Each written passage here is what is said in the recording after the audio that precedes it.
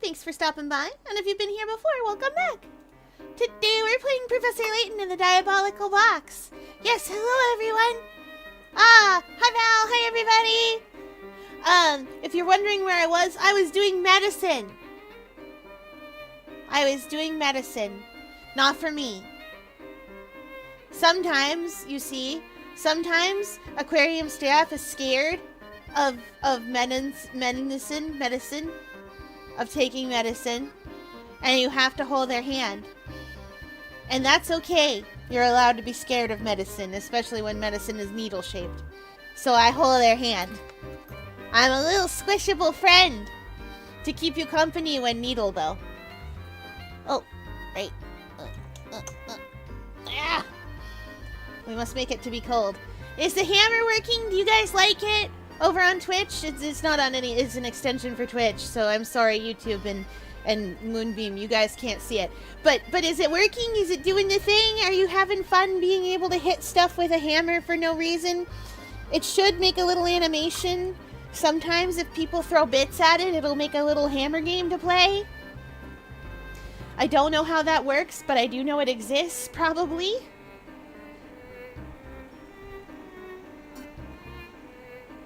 I am glad you like it. I found it yesterday and thought it was funny. Anyway, to adventure! I shall say, I cannot see the hammer myself. Not here and not in my stream manager neither.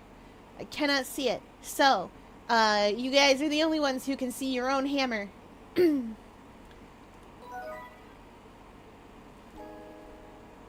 Yes, this time we might actually pay attention to the story so far. The Momentary Express has pulled into the quiet farming village of Dropstone. Upon arriving, it appears that Dropstone is in the midst of celebrating its 50th anniversary. To pass the time, Layton, Luke, and Flora decide to ask around for information on the Elysian Box. Oh yes, and we did a puzzle. Oh, a tree! Oh right, that tree was also a puzzle. Now why am I saving? I literally, we're good. Oh no, a puzzle. Oh, hello there, you two. You sure have excellent timing. Well, see, I'm trying to wrap these flowers I grew to give to a friend. I've got a green thumb when it comes to plants, but I'm all thumbs when it comes to wrapping. Help an old gal out, would you? Okay, Grandma. In order to wrap the flower just like the leftmost drawing, how should you begin your wrapping? Oh, okay, we want the top corner. Ooh, tuxedo cake! We want the top corner of this to be green.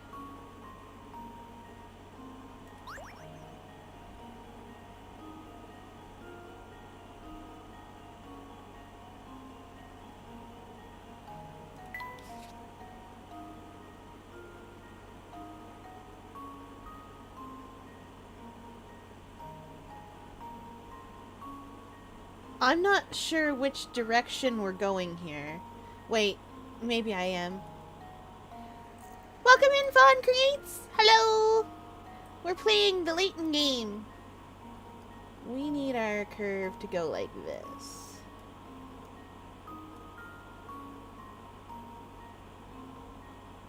Okay. So our curve is going this way. Which is counterclockwise. Our curve goes this way.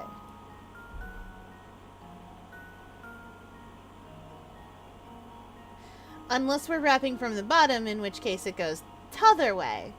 Oh, chat, why is this hard? I can't rotate objects in my mind very well because they're already rotated.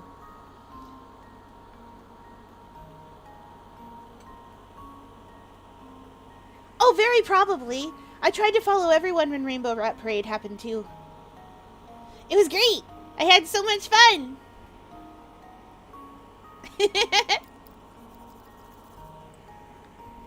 We went on adventures. It was such a good time. Oh no. I gotta make there be light. Chat, you don't understand. I hate that there is light sometimes. But humans need it to see. This is terrible. Unfair treatment of me. And I want to show you guys cake. Which I've... Yeah, I know, staff. Let me get up. Let me get on the plate. I can do it. No, I can do it myself. Yeah, I know. It's not even a big plate.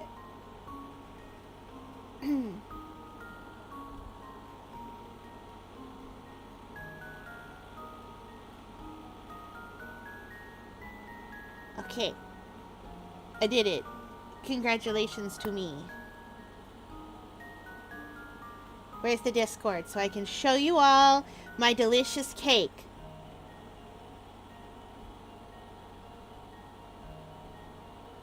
Cake time. Sometimes they try to make me eat with a fork. They're wrong. Speedy Sparrow is the reason I found you then. Oh, good! Well done on Rainbow Rat Parade. You did so well. Aw, thank you. I worked very hard. Well, I was very scared because I've never done those things before. I have never gotten to, and I am only 4 centimeters big. I'm willing to trust Val on this. Chad, I trust you. And now to test my theory. And there we have it. Oh, I'm glad. I'm glad to hear it. Aww. And yes, chat's correct. Sometimes all I have to do is wait and chat will figure it out for me.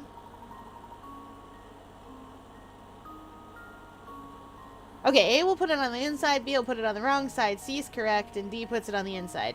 Amazing. I knew A and D would put it on the inside. I just wasn't sure which way it rolled. And no, I was not able to follow the transition. I let chat do it. Anyway, I'm glad to see you in.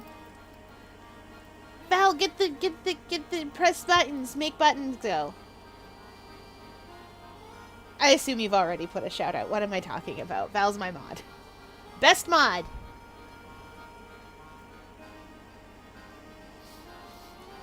Well, that's about the finest wrapping job I've ever seen. You sure saved me a heap of trouble. I got a new hamster toy. Oh boy. Now let me return the favor with a few helpful tidbits about that tea set I gave you. Oh, I'm sure you know the basics of brewing, yes? Putting in 1 scoop of each of the 3 ingredients I gave you makes a lovely Bell Classic tea. However, there's a lot of room for experimenting. For example, try brewing 2-part briskberry with 1 part something else. Get it right, and you'll have a sweet, crisp tea that's just wonderful. And if you happen to pick up more tea ingredients, try creating some infusions on your own. There's a whole world of complex flavors waiting to be discovered. You just need to find them. Thanks, Laurel! I will lurk as I am chronically awake. Oh, gosh. Like 4 days and then 1 4-hour nap. Oh. And then awake again for another 4 days. It's okay. I understand. Hence I have turbo as Twitch is all I do. I get it. Ophir, did you see that thing that came in today? Did I? You had many things today. Yes, all the usual things. You gotta stay hydrated. It's of grave import. 1. 2 parts briskberry. And 1 part something else.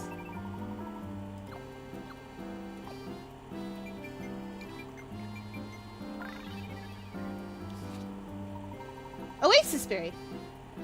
Delicious! I just love how sweet this tea is, Professor.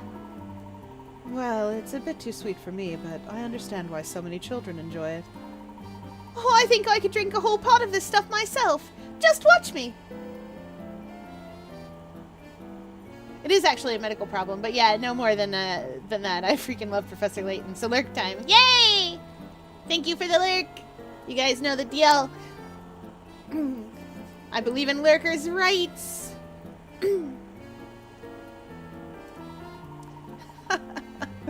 You've got quite the sweet tooth, Luke. Just try not to drink it too fast. What does Luke want? Oh, I'm exhausted. Could you make me a tea with some oasis leaf and a double dose of brisk berry? Yes.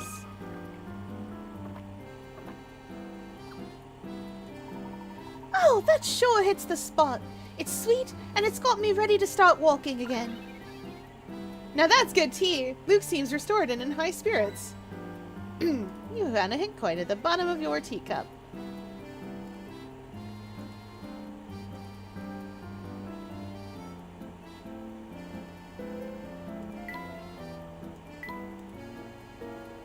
I forget how to get back. Oh, that's how. Ha! I am a criminal save scummer. Especially in this game. These charming little flowers attract the hamster if he's within 3 spaces. Though he likes apples even more.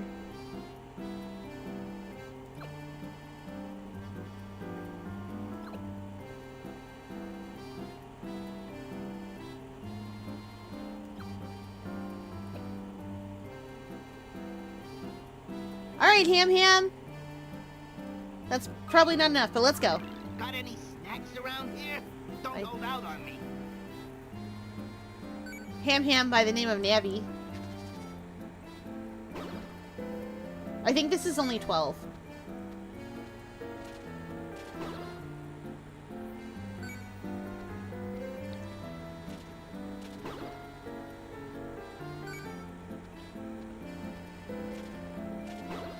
Yeah, this is only 12. And therefore we need one more hamster toy at least.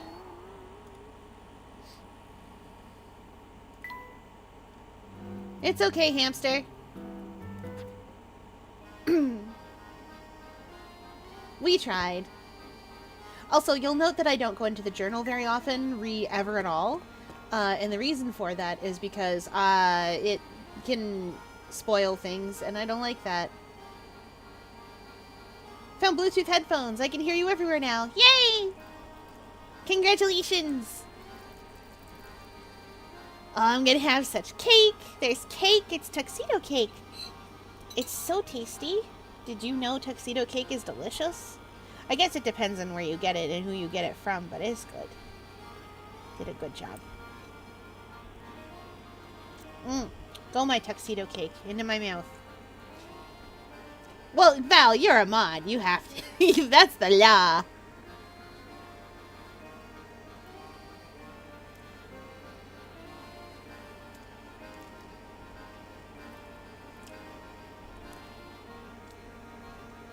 Val's got to be there to hear me yell anything.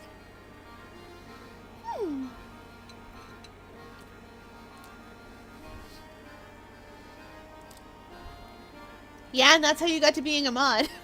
I mean, I did the same thing before, even before I was a mod. Yeah, that's how you got to being one. Val's more dedicated to my stream than I am. Val has been to more of my own streams than I have been.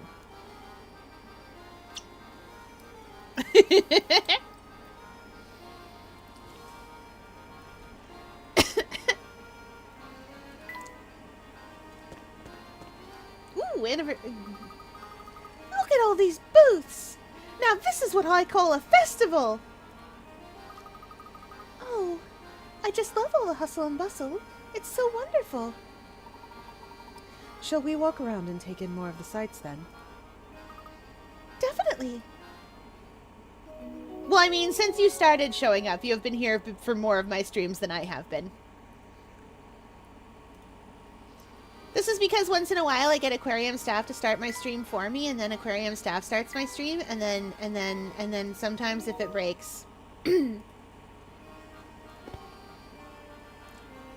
Yes, the apocalypse shall happen. Hint coins! I knew it. I knew it. There's always a hint coin around here somewhere. Where are they? Ah! Oh, puzzle jump scare. This building appears to be the town hall. Yes, but it looks like it's closed for the day. Well, they probably wanted to give everyone a chance to enjoy today's festivities. Luke, this reminds me of a puzzle set in front of a town hall like this one. Care to give it a go? Would I ever? Professor? I would love to do a puzzle. Luke's Mockney accent is great. Having a lovely time. Puzzles? In my puzzle game? It's more likely than you think. 3 people at odds with one another are running for mayor in the upcoming town election, including these 3 candidates. The town has a voter population of 40 people. In order to win, a candidate must get more votes than any other candidate. If each of the 40 voters casts a single vote, and every vote is recognized, what is the fewest number of votes a candidate needs to secure victory with certainty?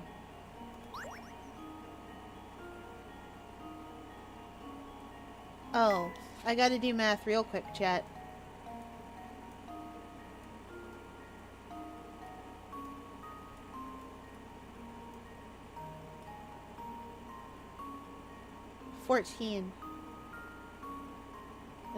It's 14 or 15.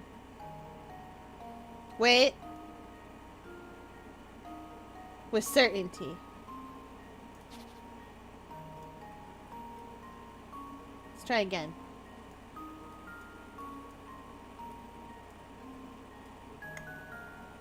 Do do do.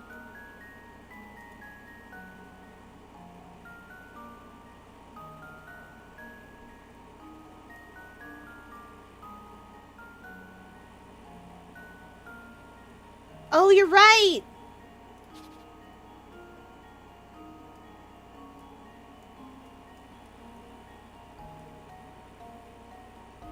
Yeah, you're right, you're right.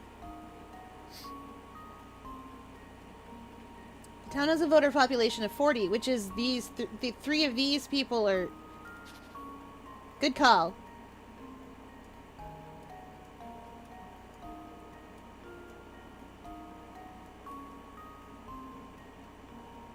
Yeah, now you're thinking with portals.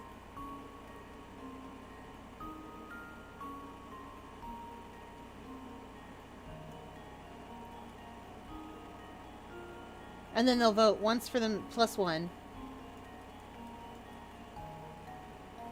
But 13 isn't sure because, yeah. That's just what they need at all. So yeah, they do have to... 20 or 21.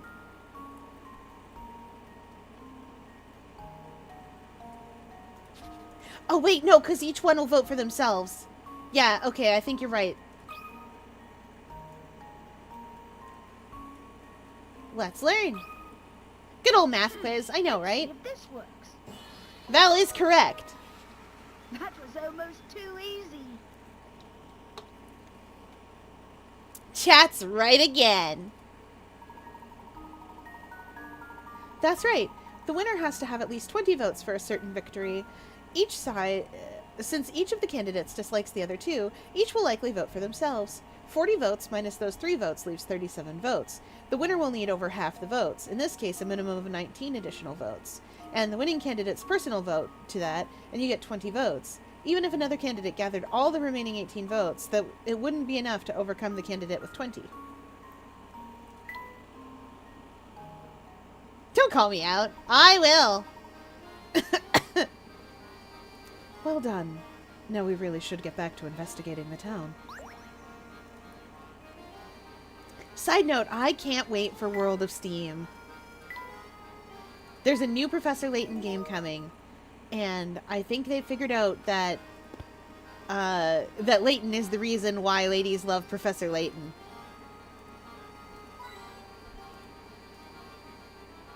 And I love that. Ah, another puzzle. Look at that little monument here, Professor.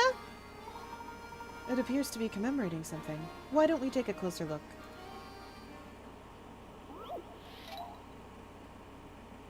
Oh boy, a secret message.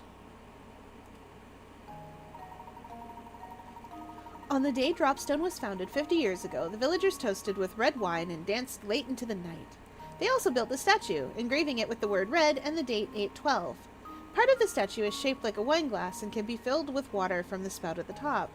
While the statue describes the villagers' activities on the day of the founding, it can also show where they all found themselves the day after the festivities.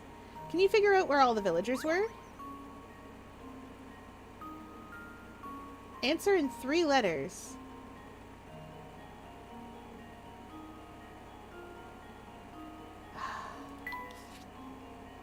Bed. It's almost definitely bed.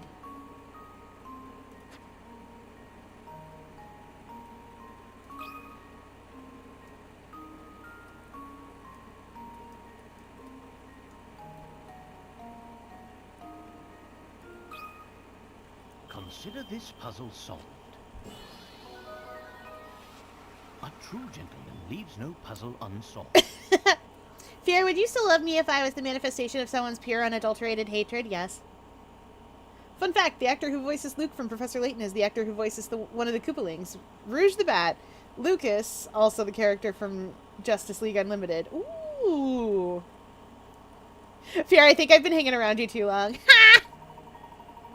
Oh, that's cool! 813 bed. I see it, because it's reflected in the water. I'm going to level with you, chat. Do you want to know why I answered the way I did? I answered the way I did because I saw the word red and went, if I change one letter of this, it'll give me the exact answer, and it's going to bed. Yeah, because it was one letter. Brilliant. Filling the wine glass part of the monument with water creates a reflection that transforms the engraving of 812 red into 813 bed. Everyone must have stayed up so late celebrating the new village of Dropstone that they couldn't get up on time the next morning. Yeah, I didn't even consider this. That it would be reflected like this. Didn't even think about that. Sometimes Layton riddles are instant in my brain, and sometimes they're just like 20 minutes of me going, I don't understand!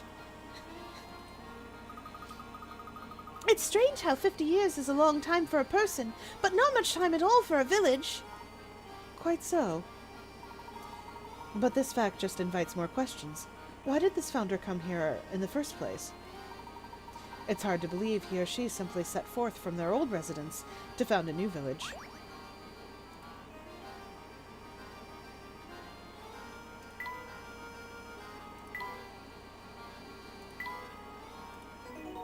Alright. Sometimes Fear doesn't listen, it's true. Wait, is Emmy from Professor Layton a bad guy or an ally of Professor Layton? Oh, that is a spoiler. For the games that I'm not going to play on this channel and are old enough that I don't care that it's a spoiler. Emmy is in the prequel games. She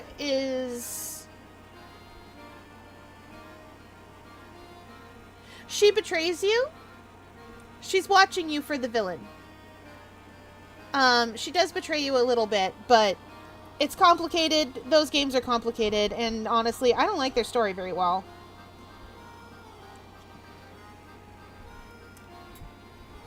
I wanted to. Because they're fun.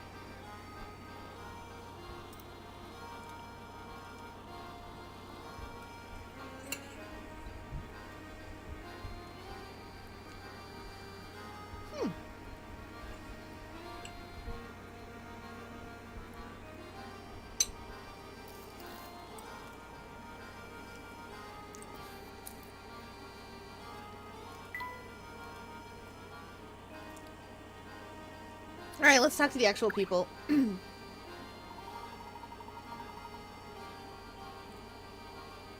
Oh, boo-hoo! Parting with one so dear to your heart is even more painful than the tightest wig. When she was a child, I used to read to her until she fell asleep. She looked just like an angel.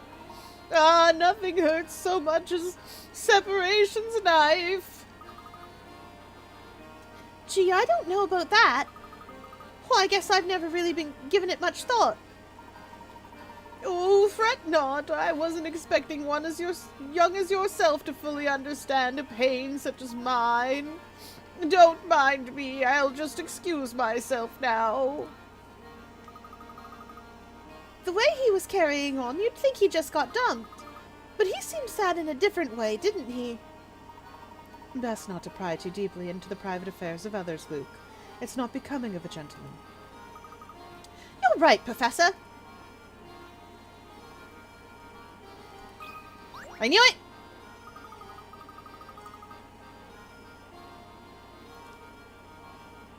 Please have Emmy from Professor Layton in the new Super Smash Bros. Game. I would love Emmy in the Super Smash Bros. Game, because then she could have a whole bunch of weird Azran technology finishers. It'd be like an Animal Crossing copy. Val, you wouldn't be the worst Forsaken survivor.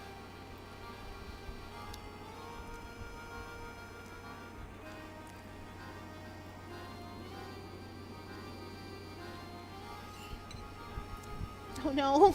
Come back, Cake.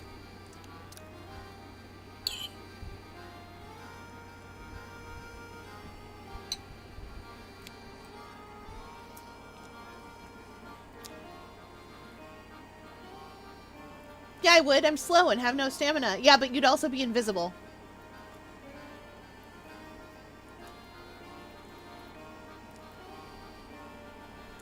That's the power Val would have. Be invisible.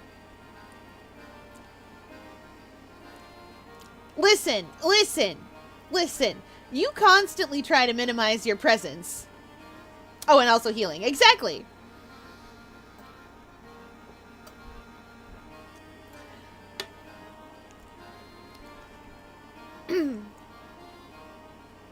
Hey, fellows. Pleasure to meet you. My name's Albert, and I'm just nuts about our beautiful village. I heard you've been running around Dropstone asking questions, but you haven't talked to me yet. If you solve this puzzle, the king of Dropstone trivia, yours truly, will answer a question for you. Okay. Below is a wheel of male and female portraits. Select a portrait and, counting that portrait as 1, move 6 portraits either clockwise or counterclockwise. Then cross out the last of these 6 portraits. Repeat this pattern, starting from the next available portrait and moving in the same direction. If you started just the right portrait, you can remove all the women in the wheel, leaving only the 6 portraits of men behind. Circle this portrait. Remember, you can move clockwise or counterclockwise.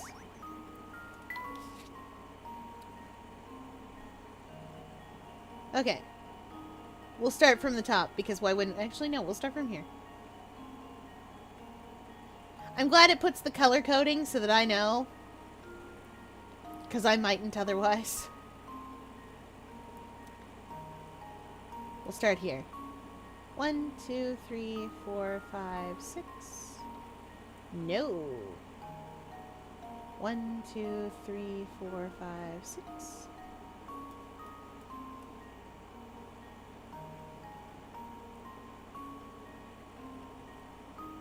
Yeah, right? 1, 2, 3, 4, 5. So, yeah, okay.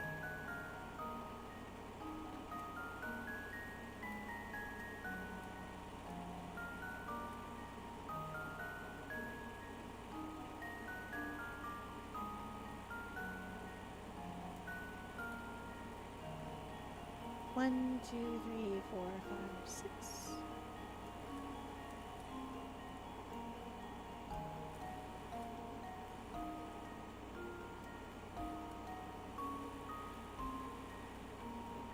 One, 2, 3, 4, 5. Nope. 1, 2, 3, 4. Nope. Wait, hold on. Why do I have a bonk hammer? Oh! I added that for all of you. For all of you on Twitch. For funsies. It doesn't do anything. I can't see it. But it's fun to play with. Oh, that's not entirely true. You can play bits and make it play whack-a-mole. And I think maybe there's another way to make it play whack-a-mole, but I don't know what it is. But it exists. And...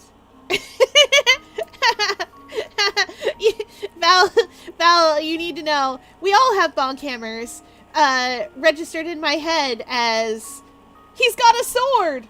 You fools, we've all got swords! Ew. One jump ahead of the...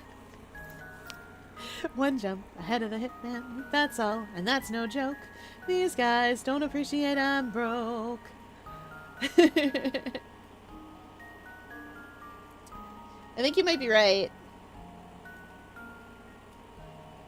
1, 2, 3, 4, 5, 6.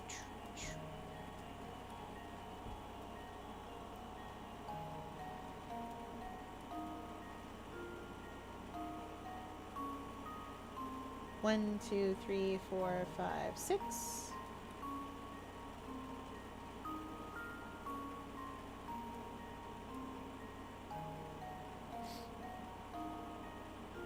One, two, 3, 4, 5, 6.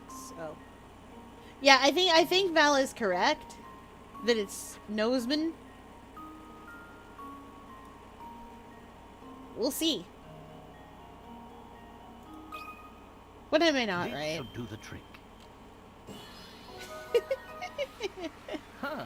Wonderful. That's why I let chat solve the puzzles. Very nice. If you begin counting from the man shown above and proceed counterclockwise around the wheel, you'll eventually remove all of the female portraits. Oh.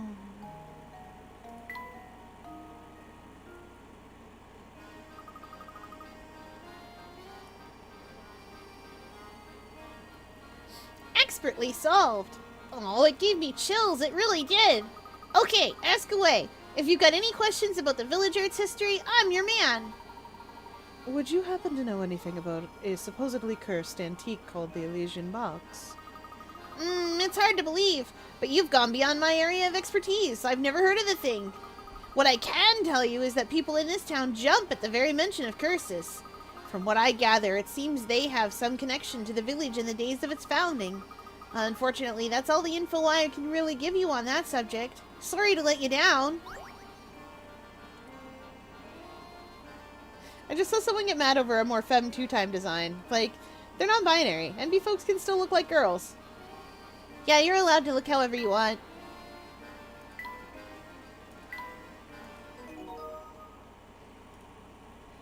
There's a figure skater in our Canadian pairs team that goes to the Olympics regular, and they're non-binary.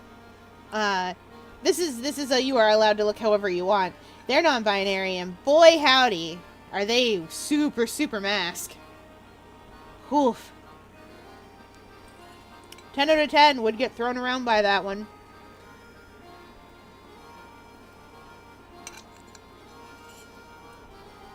I get thrown around by anybody. I'm 4 centimeters tall, chat.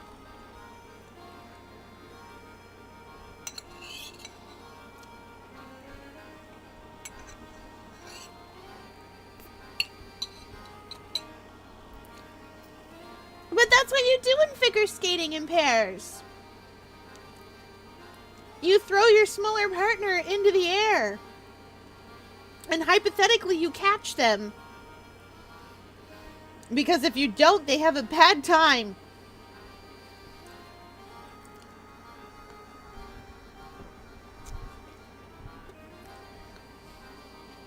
They do a little twirl. Did I save? Well, good news, I'm about to do it. I'm about to save again.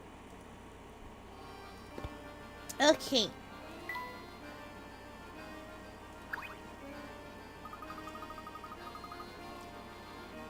There are some more booths over to the right. Let's see what kind of stuff they have going on.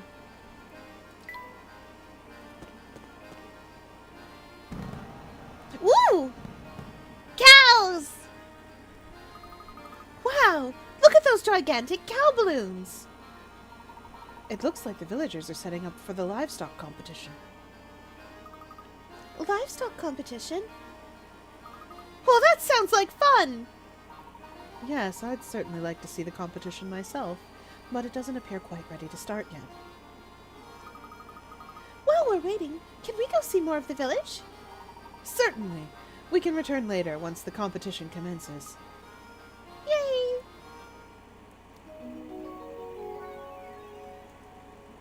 I love a good livestock competition, chat. Chad, I don't think you understand how much I love a good livestock competition. Do you know how... Okay, maybe it wouldn't be fun for all of you, but you get to see so many cows. So many livestock. Ooh! I didn't want to touch the stage. I'm trying to touch the things around the stage that might be containing hit coins. Cow.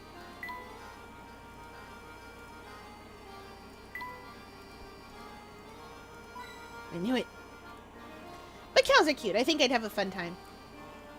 Yeah. Okay, so the way livestock competitions work is you take your cow or your aminal.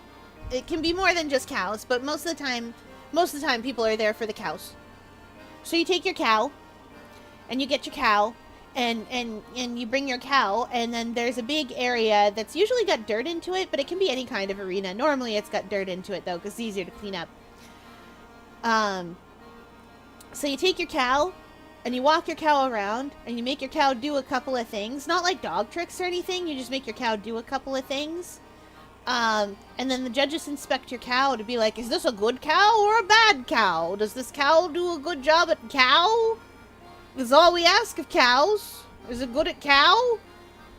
Amazing, it's great at cow. This is the most bovine animal. Look at it. It's a cow. And then you win a prize if your cow is the best one.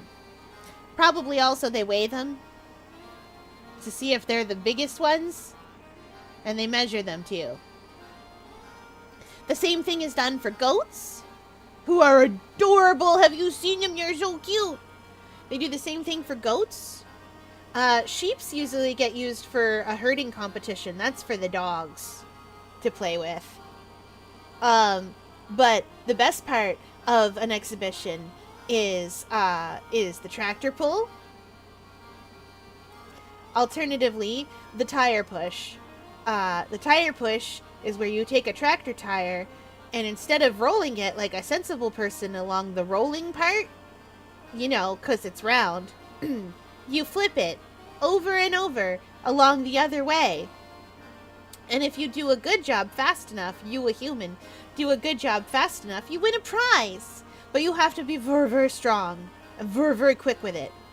Because it's a big tire. It's the big tractor tire, not the little tractor tire that you have to flip over and over. Maybe children could flip the little tractor tire, but the big one is big. It's for big, strong mans.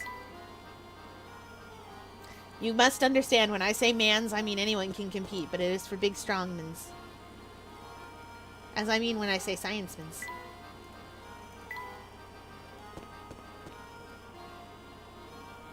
Oh.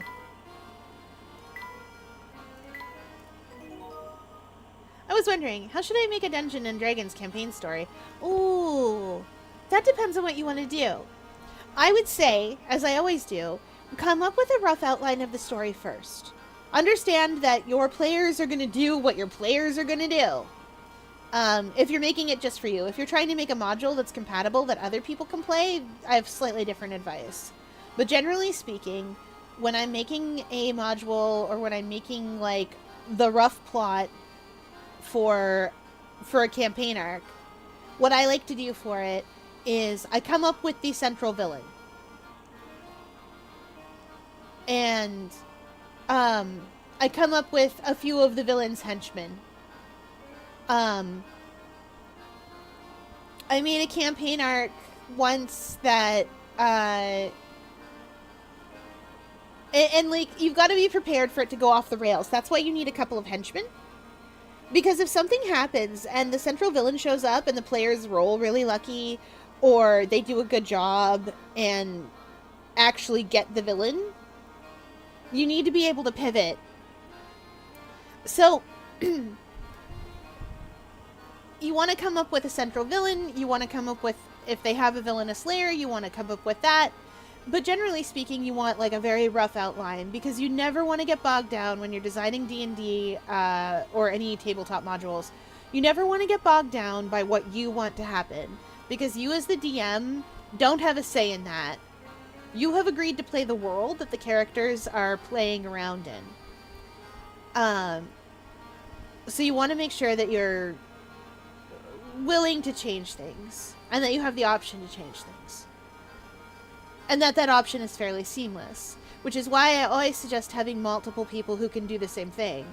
I generally go with a rule of 3. If I have... Well, for instance, if I have a clue I need players to find, I'll have 3 different things that point at that one clue. Just in case they mess it up, or in case they want to do something really weird and off the wall. The reason I like having 3 villains is as follows. If they get the main villain, I need somebody to take over immediately. So if they get the main villain, I can always have the person who did best in that fight become the stand-in to be like, see? He was garbage. I'm a much better monster than that man. You should all follow me. And do that. If you want tips on actually designing campaign modules, though, I am not the person to come to. I don't design campaign modules. I just like telling stories.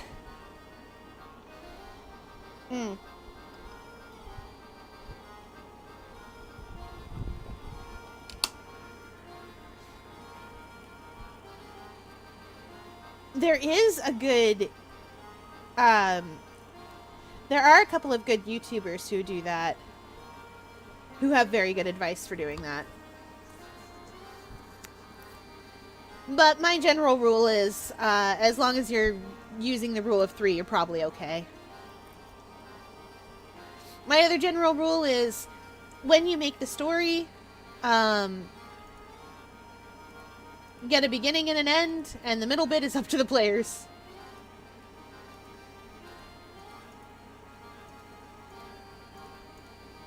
Because, like, the end point for most stories in D&D is going to be the same. I am going to yap about this for a while.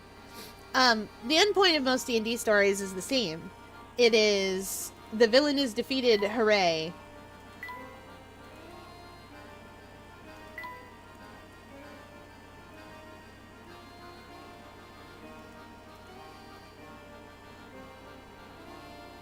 But yeah, I like... Okay, we're gonna talk to this man. I never forget a face, and I don't know any of yours. You must be from the Momentary Express. Since you're new to town, let me clue you into a few key facts about Dropstone. I know you're interested, so don't act all bashful and reserved on my account. Listen, if you know one name in Dropstone, make sure it's Mr. Anderson's. Not only is the fellow swimming in money, he pretty much runs Dropstone. But he's a swell guy who treats everyone with respect. Even the mailman. That's me, by the way. I always say you can tell a heck of a lot about people by the way they treat their local mail carrier.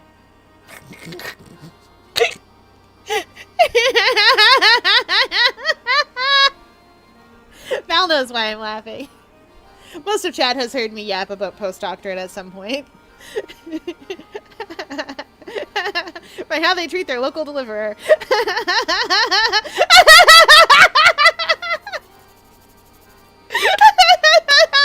He sure does.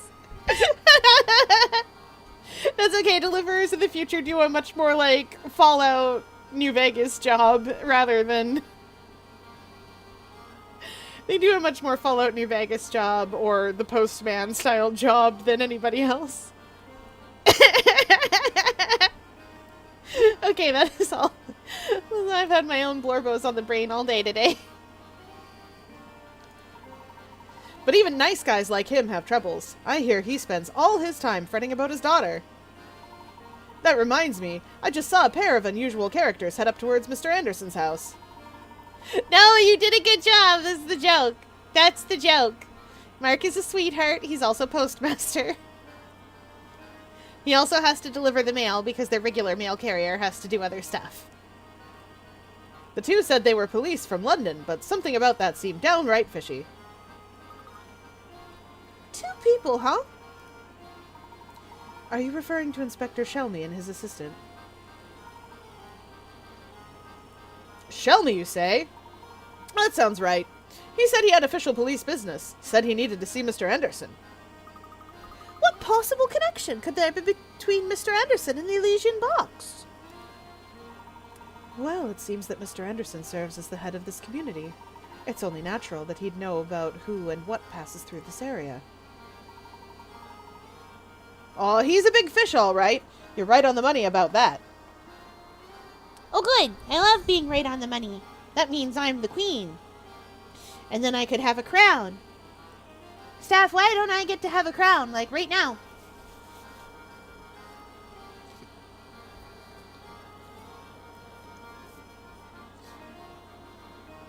Well, yeah, of course I keep talking about completing the ritual. That's what I need a crown for.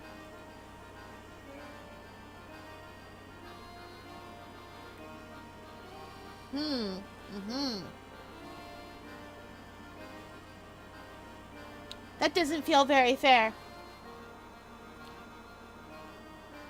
I just saw the most baller Alucard fan art. Alucard Castlevania, Alucard Helsing. Alucard Helsing, yes! Let's go!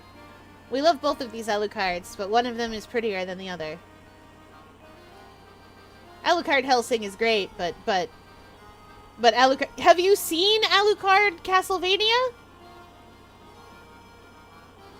Have you seen him? I will show him to you later. You will understand. He's devastated at all times. Him pribby. Him very pribby. He's like, Dracula may be my father, but I'm gonna put a stop to him. Him pribby. Have you seen him now? Look at him! He's in a polycule with a witch and Trevor. Trevor Belmont.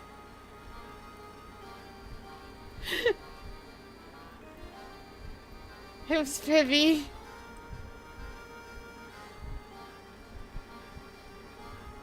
Pierre, I'm gonna, kill ya. You can't! I'm an octopus! Stabby stab, we're not killable. You have a hammer. You have a hammer, don't forget! Alright, we hydrate his chat demands.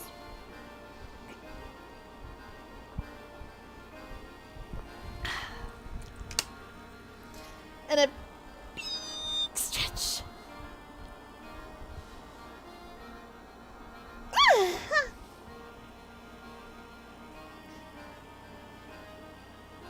Welcome back, Sir B!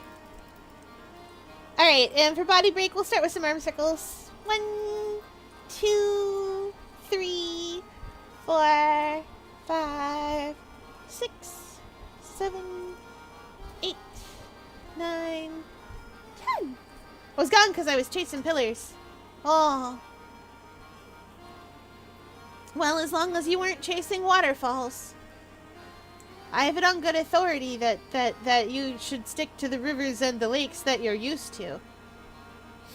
Oh, I know it's a reference to a Roblox game. That one I didn't have to even question. I don't remember which one, but I know it is one. I just wanted to make a reference to TLC.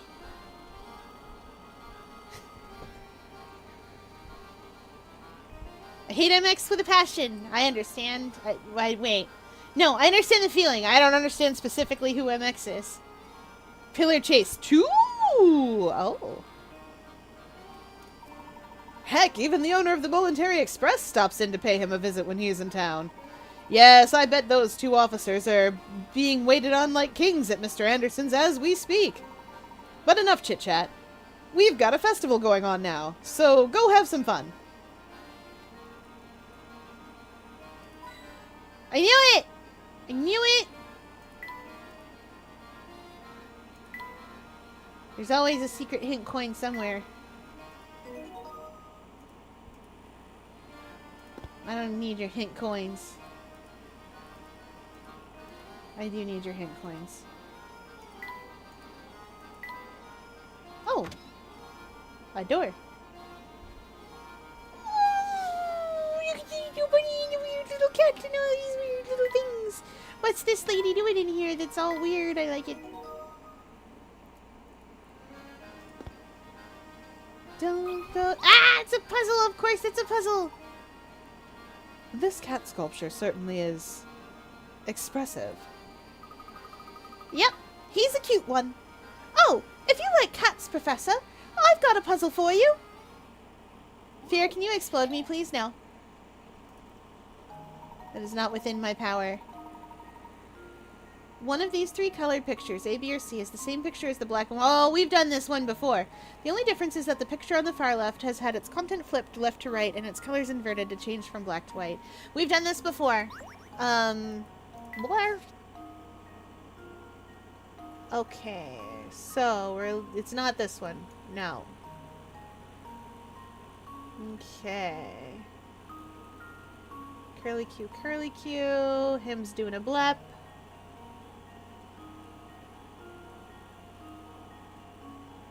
Oh. Oh no, the eyes have to be kind of wonky. It's gonna be a really tiny change, so bear with me. Because last time it was a really tiny change.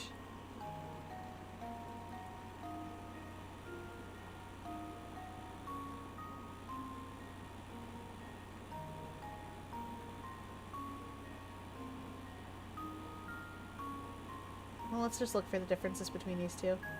Oh, actually, I can do that.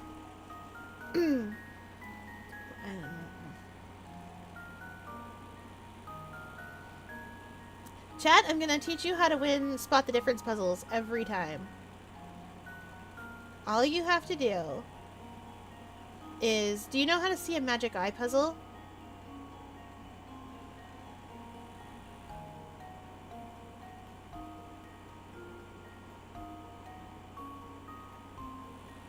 You just have to see the magic eye puzzle. And then the difference will stand out instantly.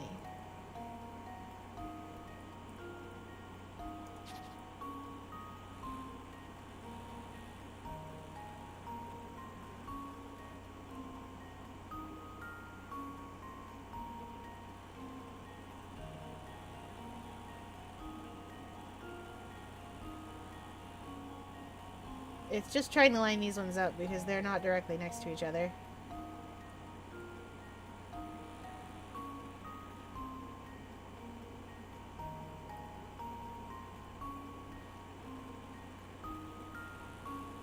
I think it's in the eyelashes?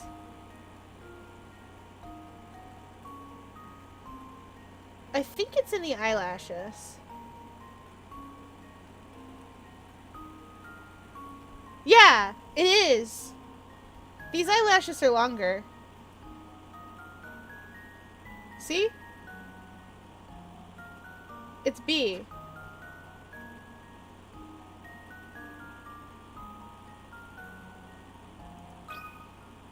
Consider this puzzle solved. Huh. Wonderful. I had to line them up a little funky because I had to just sort of tip my head a little bit, but once I did, that wasn't too bad. I love Spot the Difference because I can win them basically instantly.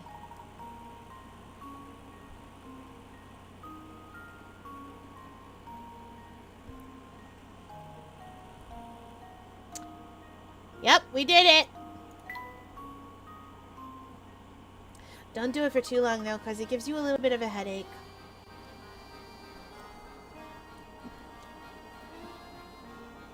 You always make it look so easy.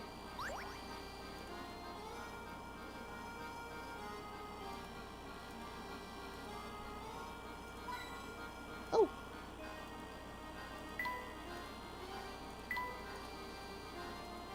We did admittedly just waltz in here and start touching her things.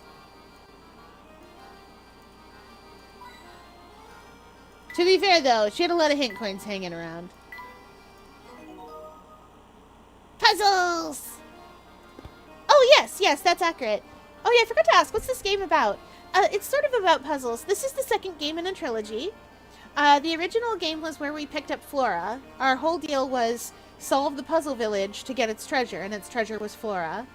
This time, we have had a very close friend who is messing with something called the Elysian Box, which is cursed to kill anyone who opens it. He opened it up, and he's dead now. So we're investigating. And trying to find the box itself. Currently, we're on a train, and the train has made its first stop in Dropstone, a village that is only 50 years old. Which is bizarre, because this is England. Villages don't be only 50 years old in England. And we're exploring because there's a festival on. Greetings. I don't think I've seen you around these parts before. May I ask your name? Of course. I'm Herschel Layton, Professor of Archaeology at Gressenheller University. Charmed, sir. Welcome to Dropstone, Professor Layton. My name is Dorothea, and I'm a maid in the service of the Anderson family. Tell me, what brings you to our humble village? My companions and I are after an artifact known as the Elysian Box. Have you heard of it before? Can't say that I have. So that guy has died of death? Well, maybe. The thing about Professor Layton games is that sometimes people don't die of death. Sometimes they don't die at all. And I can't remember if that professor is actually just, like, in torpor.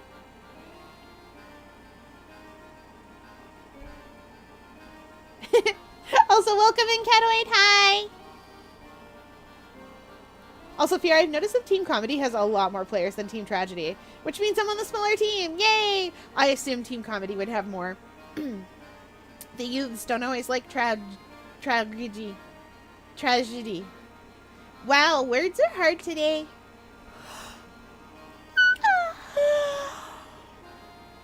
I like tragedy. Yeah, I know that. Can't say that I have, but the Master is quite knowledgeable about curiosities such as that. The Master, Madame? Oh yes, excuse my thoughtlessness. I keep forgetting you're new here. I'd venture that there's not a single resident of our village who doesn't know Mr. Anderson. I see. Well, if it's at all possible, we'd very much like to meet Mr. Anderson. Normally I'd say he'd be glad to receive you, but lately he's been preoccupied with his daughter. I don't mean to pry, but has there been some issue between Mr. Anderson and his daughter? Well, yes. Just between you, me, and the wall. His daughter has been secretly planning a trip alone. Secretly planning a trip alone? Is that your way of saying she's planning to run away?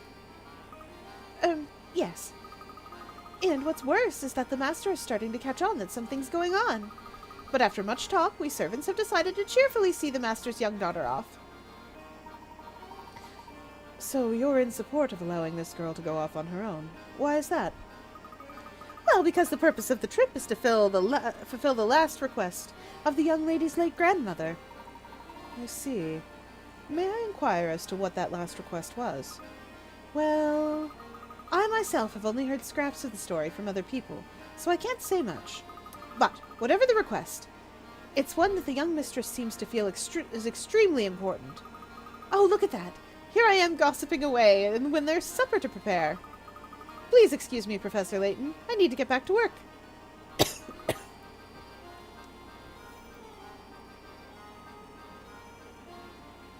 Also, for getting the Medkit plushie, so many sales, we got a free skin in-game. Oh, fun! I'm glad you got a free skin for fighting. Also, the new Vine Staff skin.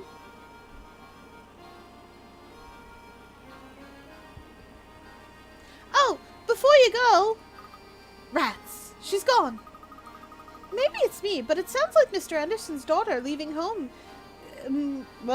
daughter's leaving home more than going on a trip. And yet, for some reason, the servants are cheering her on. How odd.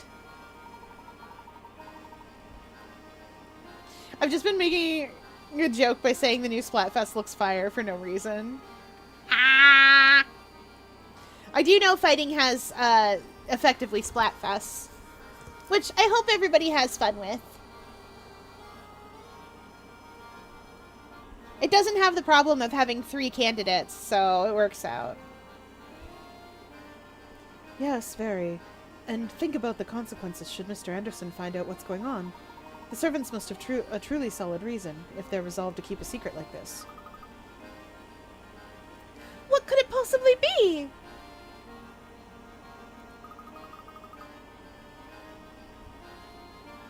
All I'm getting the feeling Dropstone isn't as ordinary as it looks. You're not the only one, Luke. But enough speculation. Let's go explore more of the village. Okay, Professor.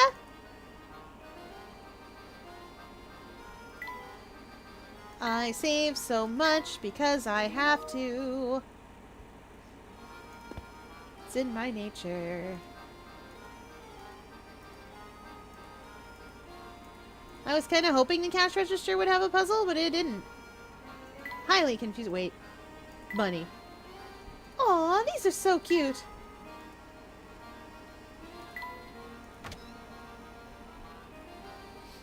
It really is just like Splatoon. That's a true fact. I walked in and was like, oh, that's the tower from Inkopolis.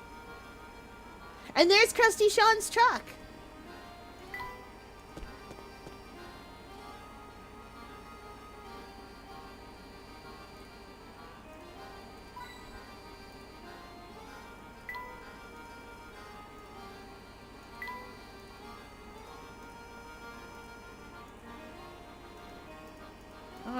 Ah! A puzzle! What a cute little farm. Yes, and the weather is so nice that even the animals grazing in the fields seem to be in a good mood. This seems like the perfect time for a short puzzle. See if you can solve this one.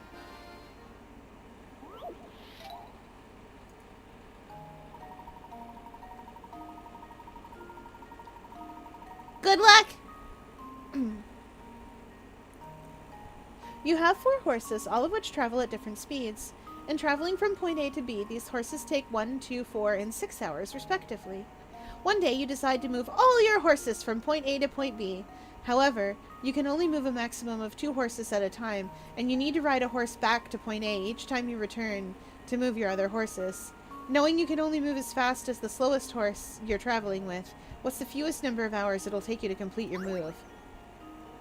Oh boy, oh boy. Okay, so this is one of those river crossing puzzles. So we take horse number 1. We take you, and we take you.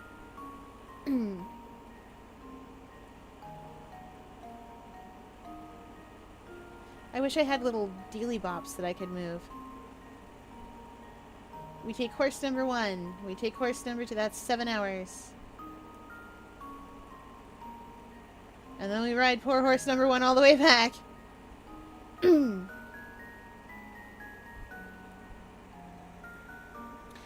Is there a faster way to do this than just riding our 1-hour horse back and forth? Because I think there's a faster way to do this than just riding our 1-hour horse back all the way back.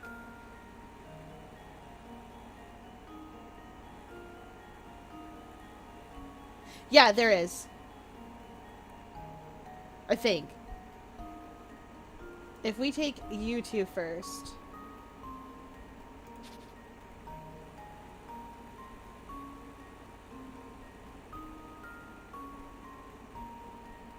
Yeah, because I feel like this is a red herring. We're inclined to say, like, just take the 1-hour horse every time. But that's not right.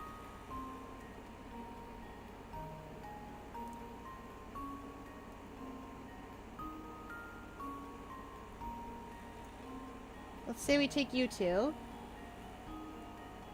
That's 10 hours. Because I gotta take the 4-hour horse back.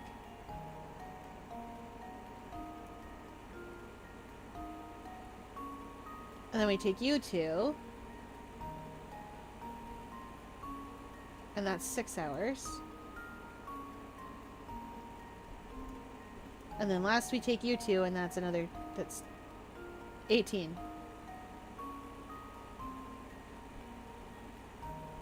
Whereas if I take... That'd be 7.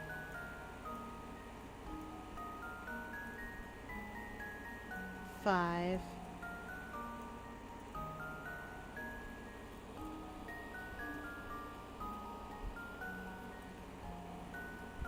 And 2. Which is 14.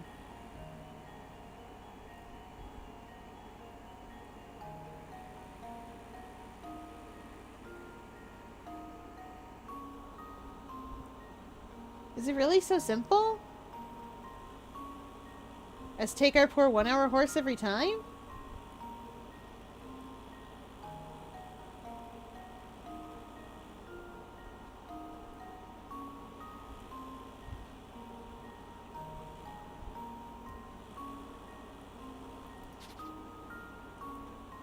Because if we take our poor 1 hour horse every time, that's 14 hours. But I feel like there must be a faster way that's a little bit more complicated. Because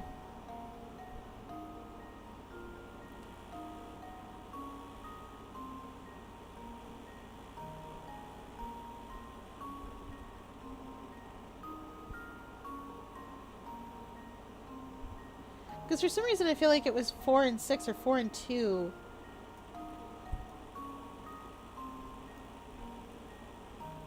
Yeah, what if I do 4 and 2 and 4 and 1? Or 6 and 2 and 4 and 1.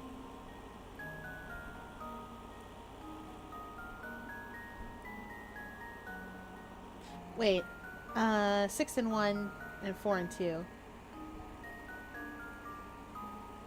If I take 6 and 1, that's 7 hours. And then I ride back on 1. And then I take 4 and 2. And that's 6 hours.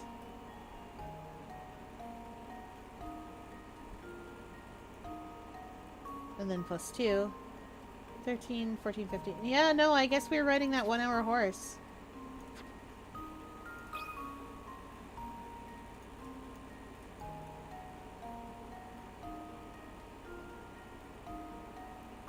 This might not be right, but I'll try. Let's see if this works. Nope. I knew there was a more complicated... I know there's a more complicated way to do this. When crossing back from B to A, you want to move as quickly as possible, so make sure you put yourself in a position to cross over to A on the 1 hour horse when possible. However, if you always make traveling back on the 1 hour horse your top priority, you may end up wasting time on the other legs of the journey. Exactly. Don't assume you always need to return on the 1 hour horse. Yes, that much is clear. In order to move all your horses from A to B in the shortest amount of time, you'll need to cross over from A to B 3 times and return from B to A twice. Okay. How do you make the most effective use of this limited number of crossings?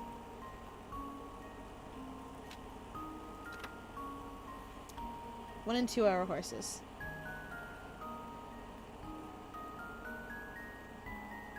Oh, right, of course! Ah! Bring your 1 and 2 hour horses, and then go back on your 1 hour horse, and then your 4 and 6 hour, and then you can go back on your 2 hour horse. That's what it was. Okay. Now I just need to do math. So, So we take these 2 over. So we put 1 and 2.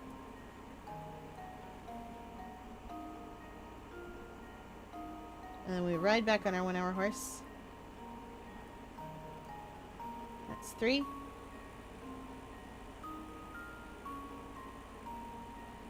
And then we take 4 and 6. We take 4 and 6 over, which is 6 hours. And then we take 2 back. And then we take 2 over. 4. 13.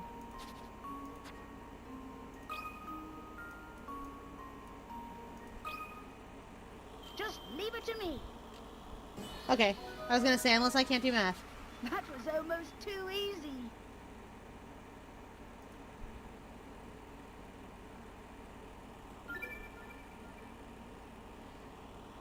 Didn't I tell you I save scum? Because I do.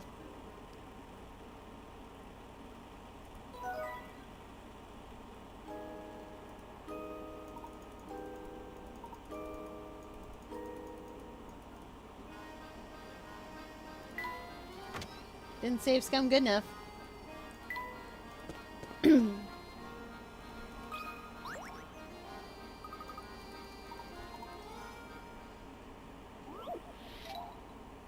jump scared by killers right now. Oh, good luck.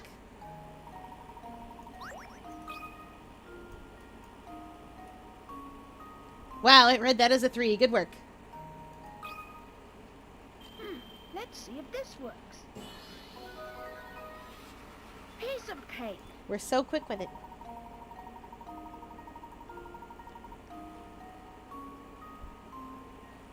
It does show how it's done.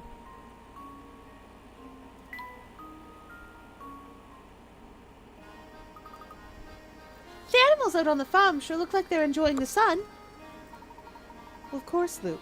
Animals enjoy being surrounded by nature as much as you and I do. A tiny part. For the camera. I must save.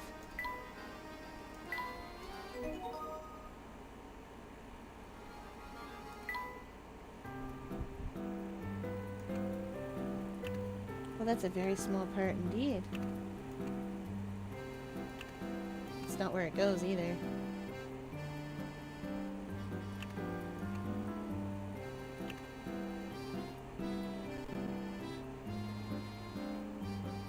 Wait, hold on. This is the winder.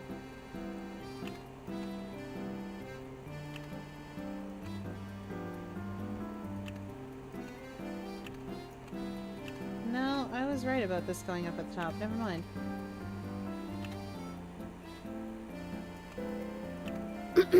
Oh, this must be the film winder.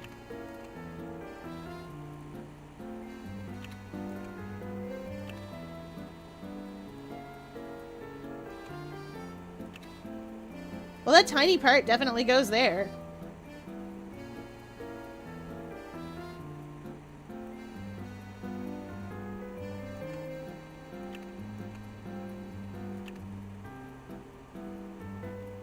That is not where that goes.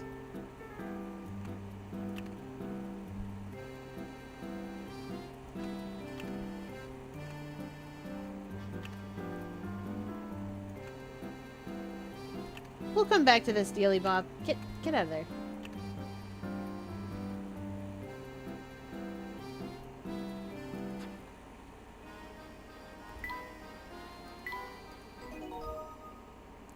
It helps to know how cameras work and what those parts are supposed to be. A puzzle! In my puzzle game. Me?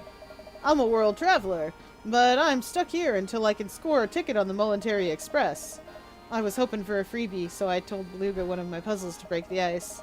Unfortunately, for me, he got all hot under the collar when he couldn't solve it. Here, maybe you'll have better luck with it.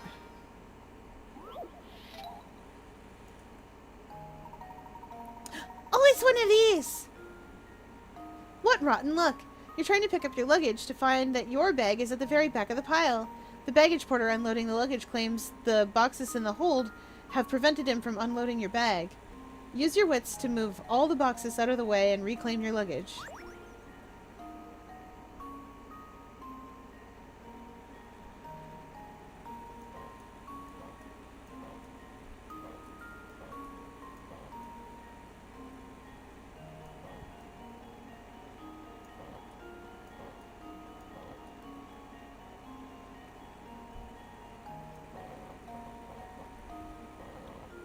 Oh no, okay, I can't do that way.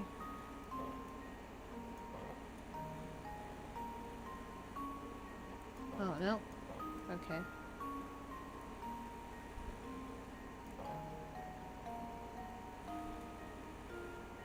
Wait.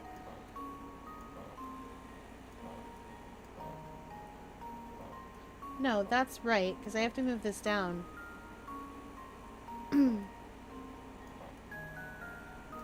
Wait a minute.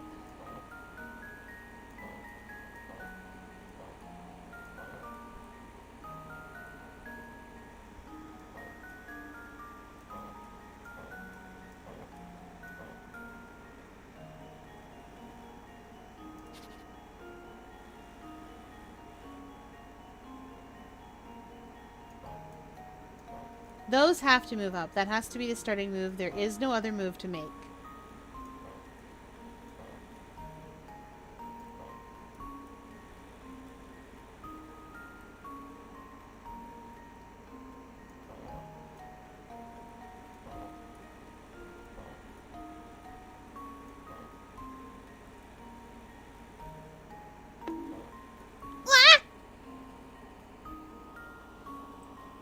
My tongue's been punked. Whoa. Whoa. Don't. Also, if you click your screen, there's a hammer. Doesn't do anything to me, but it does exist for you to bonk the stream with. I think on mobile you can tap your screen. I don't know. But it does exist. Okay.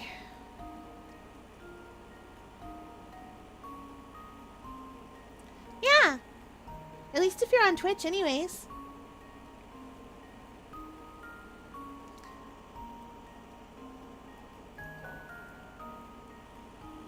Thing is, I want to move this up. It just doesn't exist on mobile as far as I know. I'm sorry. I was hoping it would. Oh, wait, no, I'm being silly. I can do that.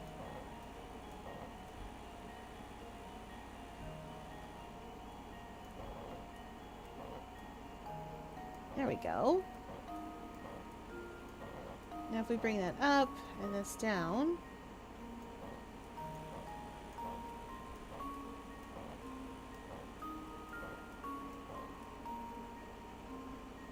Oh no, I was so close to getting that back to the position it needed to be in.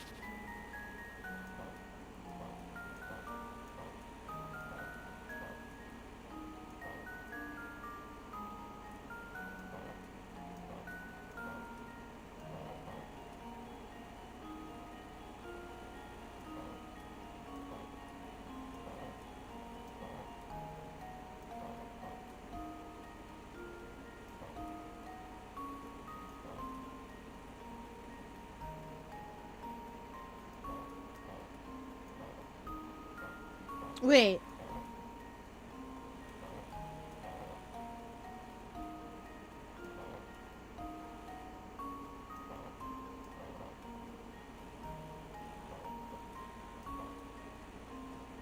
No.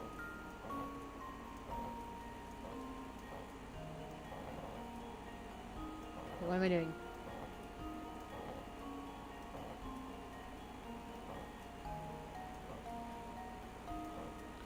Yeah, and then I can't move that up. Okay.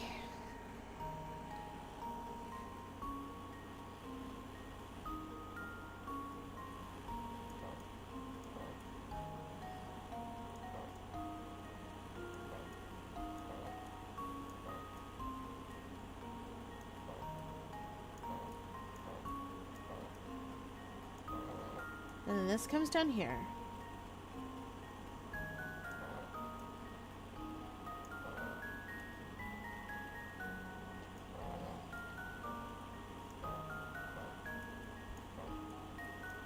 And then I run into the same problem where I can't get that to come up.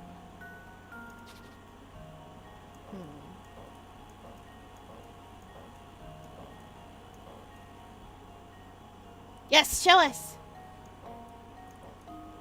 Show us the privy pictures.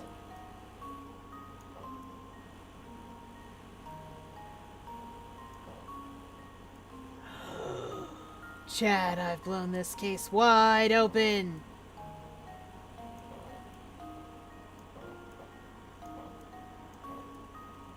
Oh, whoops. Consider this puzzle solved. I did it! And there we have it. I had to remember how shapes work.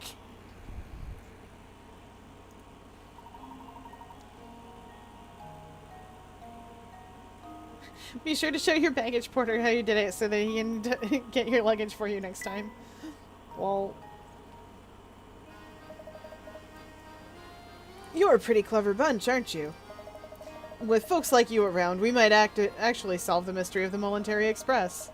People say that that train occasionally makes a stop at a phantom town found on no map. Could just be a wild rumor, though. Who knows? Only the shadow knows. Actually, that's not true. The shadow knows what evil lurks in the hearts of men. Fun fact about the shadow. If you guys have ever heard the shadow, when people go, who knows? Only the shadow knows. The opening question is actually, what evil lurks in the hearts of men? Who knows? The shadow knows. And that's all he knows. He is not a mind reader necessarily. He's just a guy who's like, wait a minute, you're not a bad dude. Stop being bad and go home to your wife.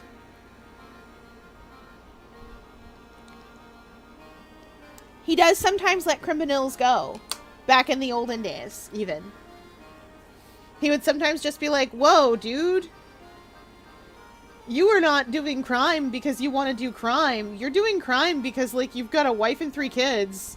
And it's the Depression. Go home. I love when my friends send me stuff in Spanish. Ah, yes, I can comprehend this. This is good. It means I am not losing all of my Spanish. Yay!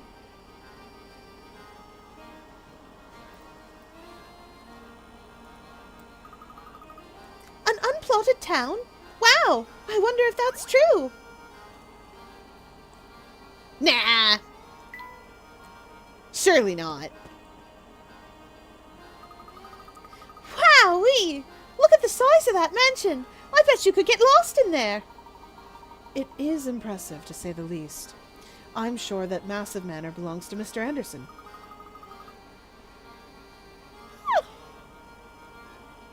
So that's where Inspector Chelmney and his assistant went, right? I'd like to see this place myself. Can we go take a look? No, for now I think our best course of action is to gather what information we can in the village. Besides, I imagine the Andersons have their hands full with the 2 guests they currently have. I knew it. I knew it.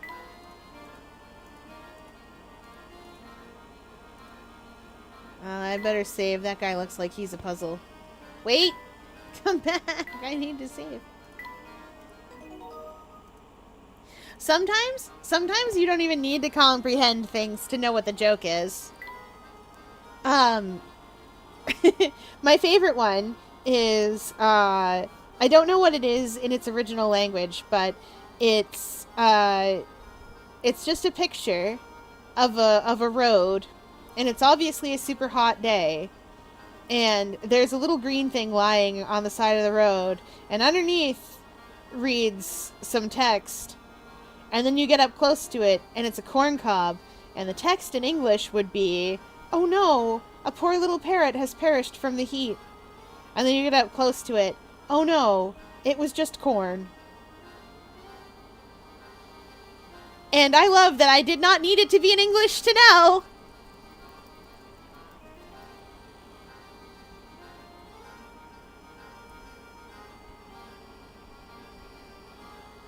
Likewise, there's a French meme that was going around for a little bit that just had people just freaking out and was captioned en français. I did not need the French to know the bisexuals when they hear antibiotics. I did not need the French to help me.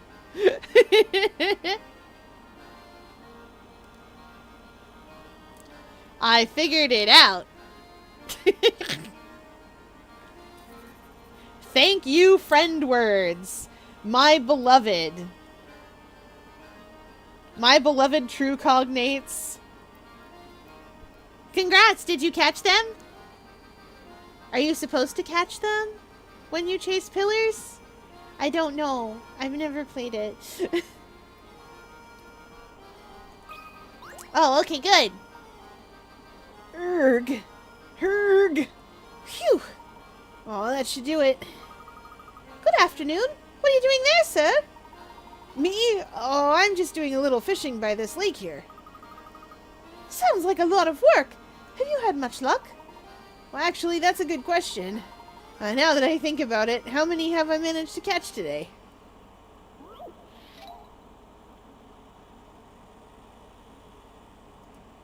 Oh, you are being chased by the pillars. I see.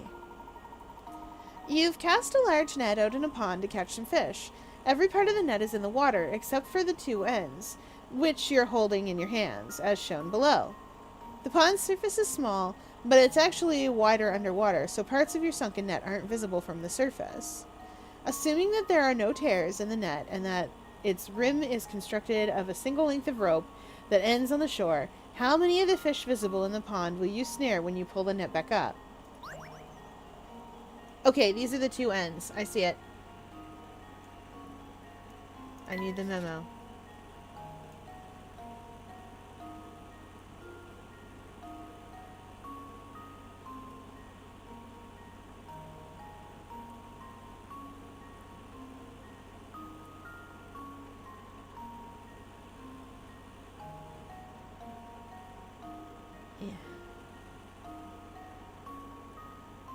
We're gonna draw the shape in first, chat.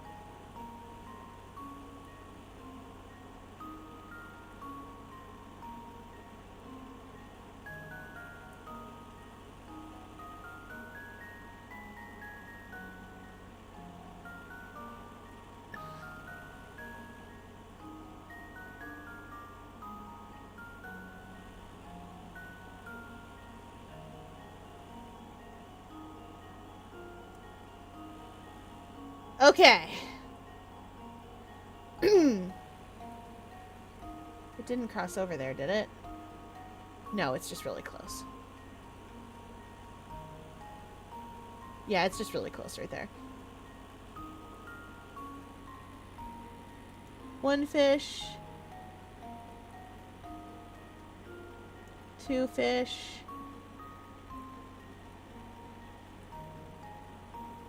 Three fish, 4 fish, 5 fish, 6 fish. I see 6 fish in that net.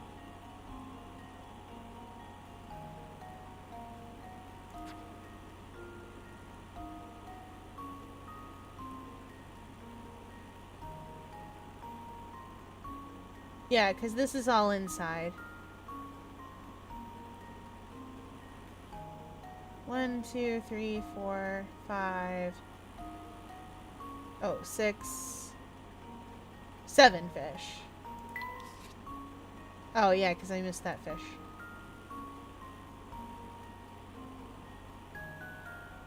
Yeah, I think there's 7 fish in that net.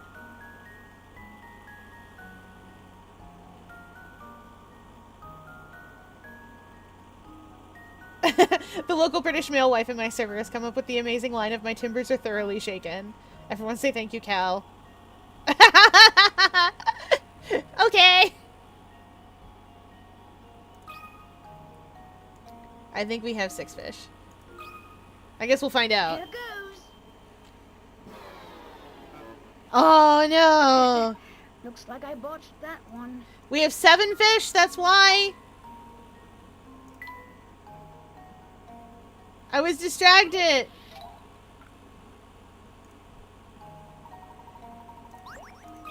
We have 7 fish. I was distracted and said the wrong number. Just leave it to me. I knew it. Ah!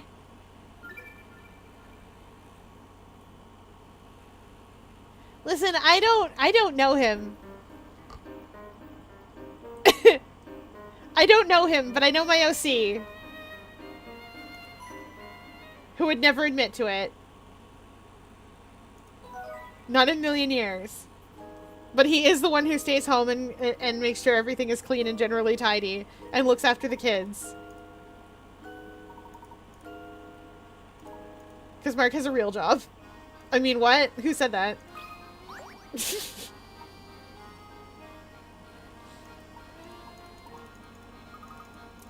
It's a little different in places besides postdoctorate, but Marek has a real job. I mean, what?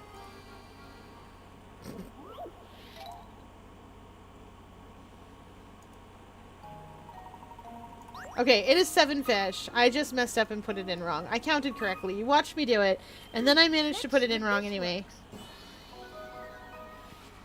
Piece of cake.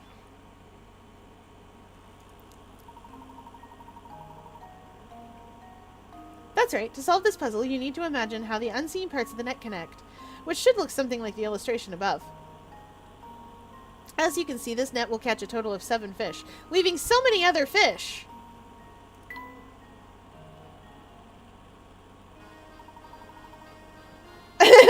Tell him they'll have a piece of my bloody mind. Oh no.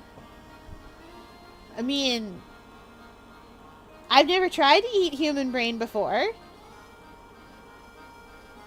Wait. Hold on.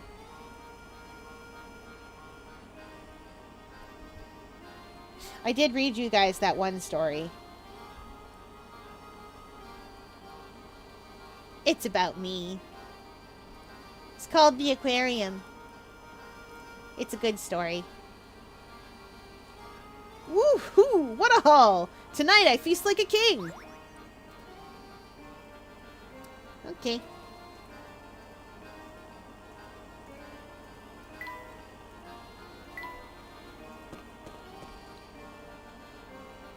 Ah! Tell me, what are you doing here? I want to watch cows do things. Hey, what are you doing here, buddy? Oh!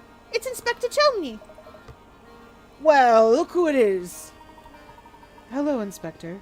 Are you returning from the Anderson estate? Humph. I don't know where you get your information, Leighton, but you're as sly as a fox. As a matter of fact, I was just there, but the servants said Mr. Anderson himself wasn't home. They said the bloke is off presiding over some livestock competition. A likely story, I'm sure. I'm curious. What connection do you see between Mr. Anderson and the case you're investigating? Not that it's any of your business, but perhaps you can be of help. I've heard rumors the bloke had tried to find the Elysian box in the past, so I went to ask him. But when I got to the house, his butler told me he wasn't home and that I should leave. Can you believe it? I bet you a tenner he was just pretending to be out. I went out of my way to see the man. The least he could do was offer me a proper cup of coffee. But why would Mr. But why would Mr. Anderson be interested in the Elysian box in the first place? It's anyone's guess, Luke. We won't know more until we can ask him in person. Well, I guess we'd better head over to the livestock competition that Mr. Anderson is judging. Humph. Fine.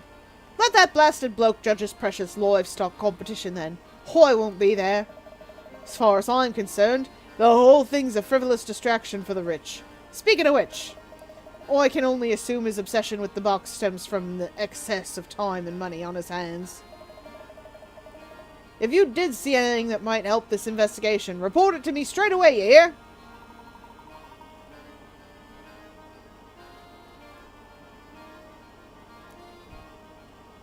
Oh, Dandy's text box is slightly rainbow. Cute. Ooh, a preview of the new Sprout map. I hope everybody has fun. Tell them they're a plonker, a nitwick, no, a divvy even. Oh no! Oh no! Those are so many vaguely meanish things. Oh no! None of which are, as far as I know, swears.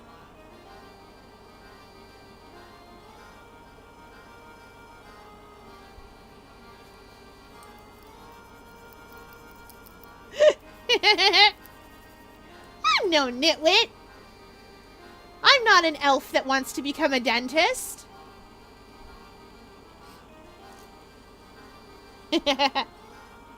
Why am I such a misfit?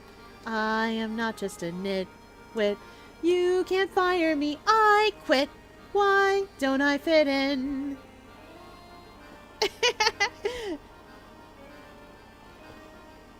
What is a plonker? Vaguely British insult. I don't actually know. It's a funny word for fool. That explain. You know what? It probably comes from like Punch and Judy. 90% of things like that come from Punch and Judy. I can hear in my mind the sound the little bat makes when the puppets hit each other. If you've never seen a Punch and Judy show, they're actually kind of funny. They're little puppet shows that go around. They're not like... They're very silly.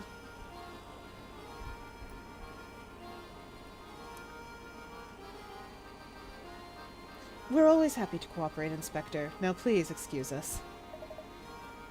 Sure. Off you go. Come along, Barton. We got work to do. Hmm? Oh, okie dokie, sir. All right. We'd better hurry back to the competition grounds.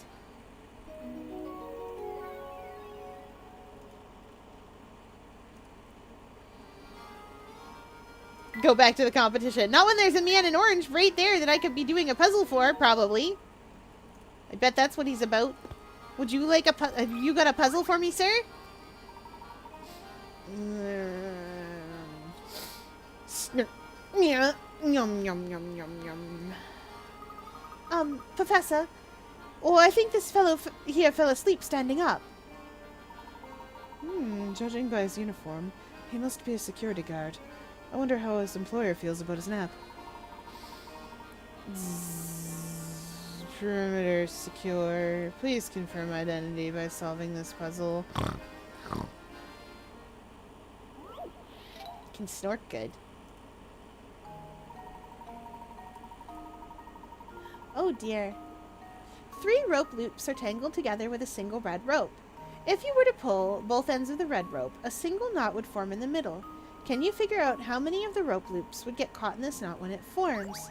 Remember, even if a loop appears to have been pulled into the knot, you shouldn't count it in your answer if you can pull the loop free of the red rope with a tug.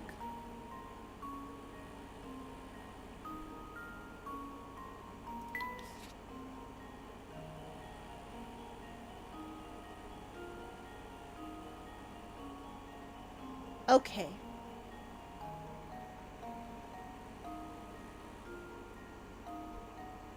I don't think that green one is actually caught. The yellow one is. The yellow one definitely is. I don't think that green one is actually caught. And I don't think the blue one is either. The blue one is definitely not caught, actually.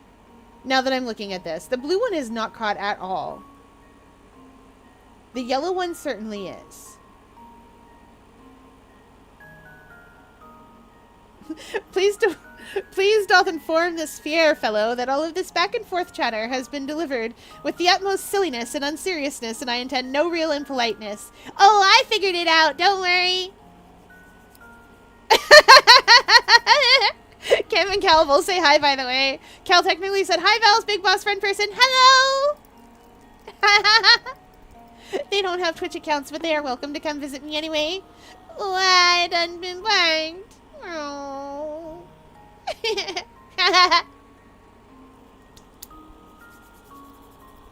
I don't know if Twitch lets you get straight there with the link. Oh, well. We are having a fun adventure. Anyway, that blue one is definitely not at all attached. Not even a little. Like, it is not caught in that net. Maybe the green one will get caught.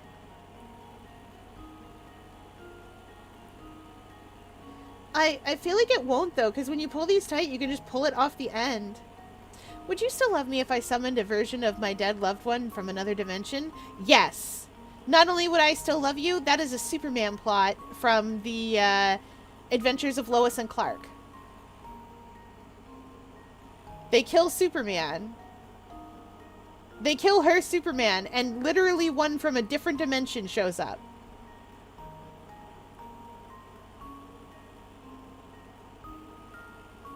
Do you want to know the reason for it? The reason for it in universe is complicated. The reason for it out of universe is hilarious. They just wanted to change how he changes into his uniform. Because usually he goes into the phone booth, there's some special effects, and then he comes out. this version instead walks into a door and then walks back out. I pronounce it like air fryer. We're talking about your name. It's close. Without an R in it, fryer is kind of close to Fier. I can hear it. But it is Fier. Anyway, it saves the special effects budget is what it does.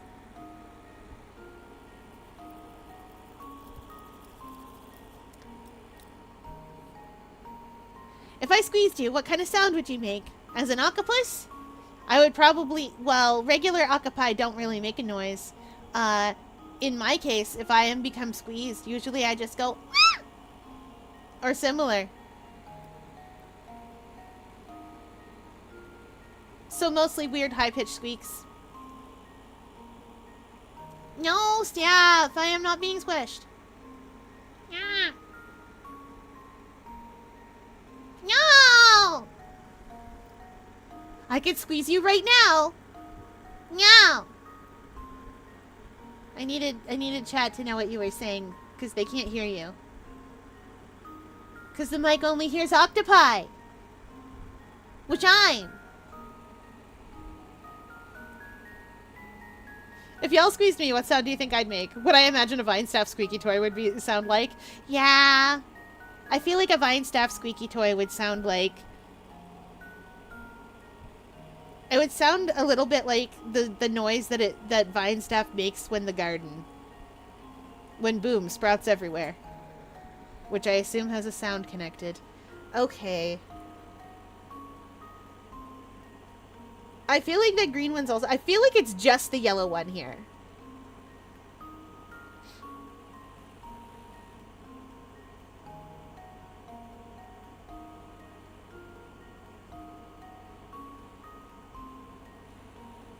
I think it's just one. Because the blue one won't be cut at all, and the green one I can pull out. But the yellow one is right in there. One. Consider this puzzle solved. Ah. Oh, my. This one is quite formidable. No, it's not. I'm just being silly. It's that or zero.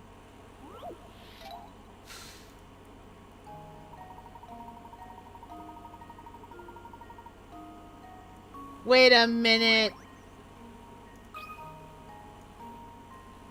Is it none? This should do the trick. Of course it's none.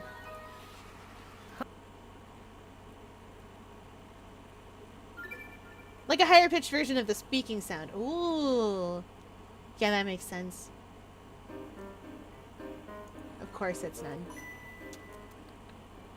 The yellow one isn't actually in there. I was not paying attention. We don't care about our story so far. We're moving on.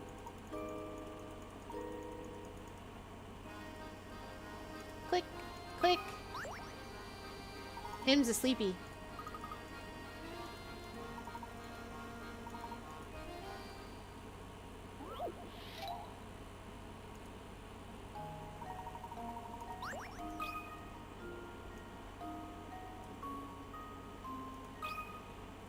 And now to test my theory. It'll show us how it's done, but I think I There see we it. have it.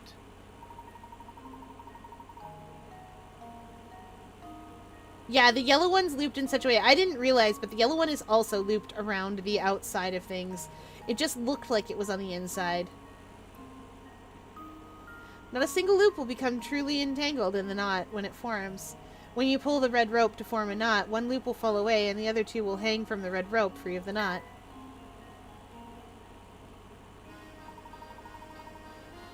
Correct answer confirmed.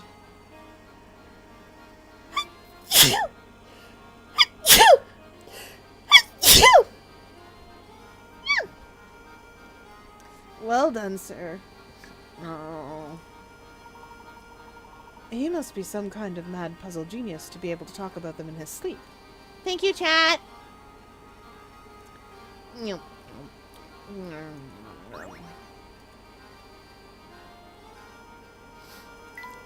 Anyway, we definitely cannot go that way. Oh no! A child! And what's worse than that? A child. No! I knew it! Boy, oh boy, I'm in a tight spot. I wanted to make a clean cut in this board, but I botched it kinda bad. It's pretty much useless as is. Can you think of a way to turn the pieces into a solid square? Yes.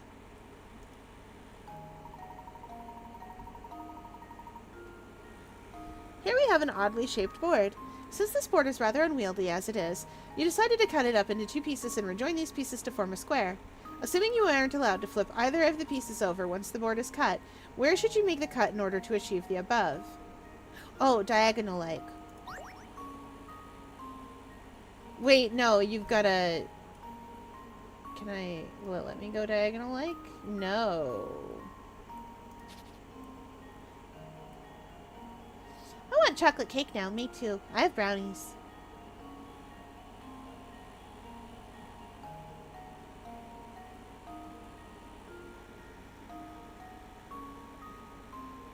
I need to fill that in.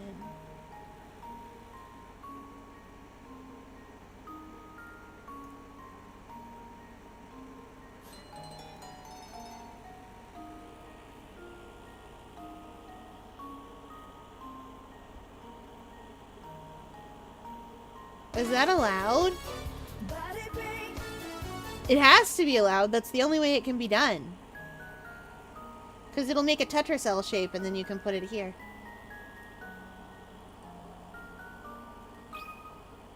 Consider this puzzle solved.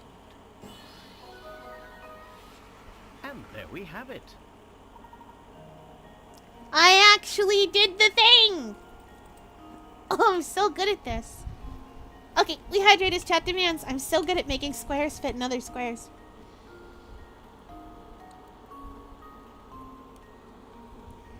It's almost like I do a lot of pixel work. And a big stretch. Woo! Big stretch. Wiggle, wiggle, wiggle, wiggle, wiggle, eel. We will do obliques.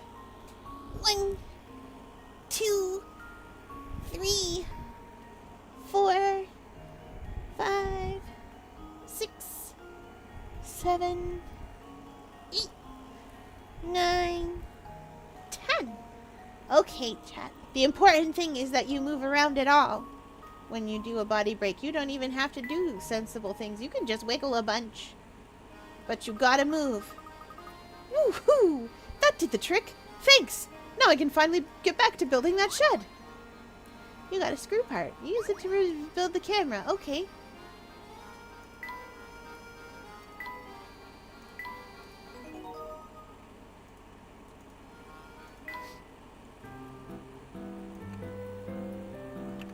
No, that's not the part I want.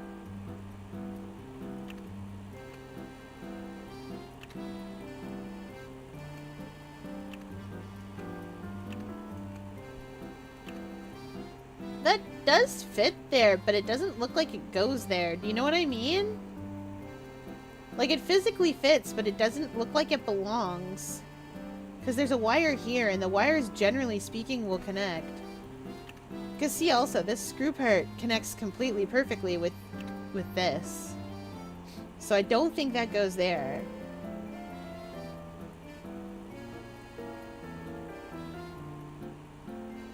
And I think it's the film winder.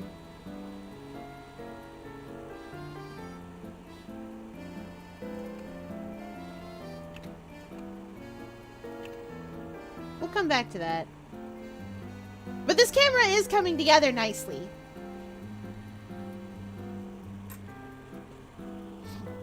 It helps that I have a vague idea of what these pieces are and where they should go. Like, that one had to go there. And this is the flash, and that's obviously the shutter.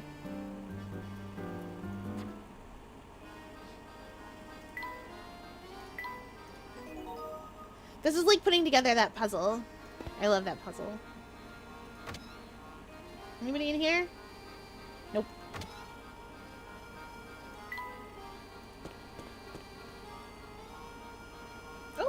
that kid's here again. Or he never left.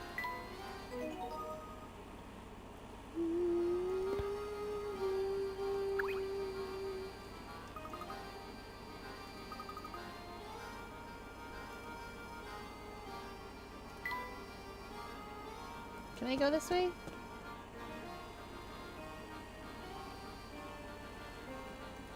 I knew it! Eeny, meeny, miny, mo. Gosh, I just can't decide. Oh, hi there. Do you, need something or something? We are currently in search of an item known as the Elysian Box. Does that name ring any bells? The Elysian Box? Nope, never heard of it. But I do know a great puzzle about a box. Check it out.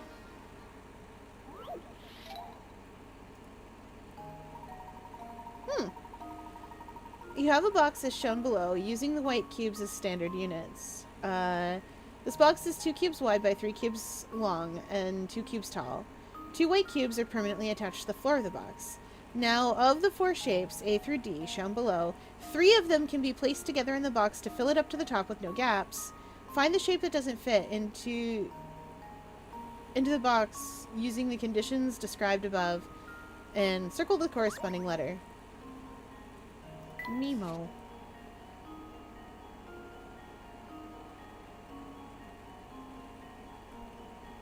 Well, C just fits along the bottom.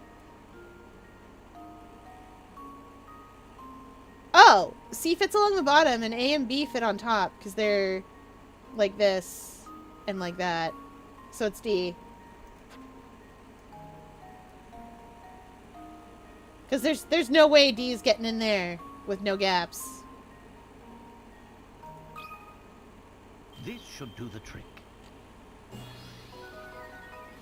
Poor T-Piece. Wonderful. You're so good for Tetris. Oh, and it helpfully shows us. Sharp thinking. D's the only shape of the 4 that doesn't fit. Was it hard visualizing the shapes fitted into the box? No. No, I had to just rearrange my brain to think. As soon as I saw that there was a Z shape that matched this Z shape, I was like, wait a minute! They're cubes! Holy moly! You must be some kind of puzzle genius. Oh, right. What did you want to know again?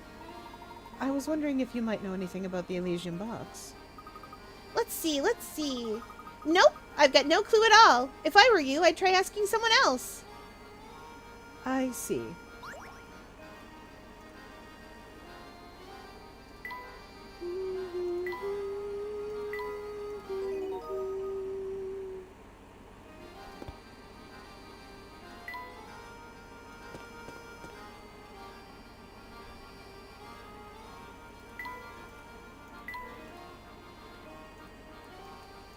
Every tree on the tree line path. Are you a puzzle too? You are! Hey there! Good seeing you again. Tell me, how's the festival treating you? Have you heard of Nicktoons and the Dice of Destiny? I know Nicktoons. The Dice of Destiny. Nope, the only Dice of Destiny I know are from Futurama. Make sure you enjoy it all while you can, eh? Truth is, I'd like to be out there whooping it up with you, but I've got packages to deliver. My next stop isn't far from here. If I give you a few hints, I bet you can figure out where it is. Oh, I bet we can too. Which house where? Below are 3 houses, A, B, C, and D. Each house is a different color. Decipher each house's color from the following clues. Oh boy, okay. The red house is closer to the pine tree than the blue house. Okay. One of these is red. The yellow house is closer to the lake than the green house.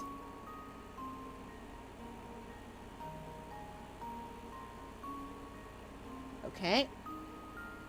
The green house is closer to the power lines than the blue house. D is either yellow, blue, or green. Wow. So this is not red. This is not red.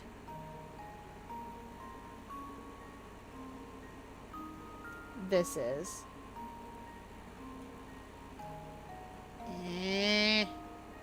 C is the red house.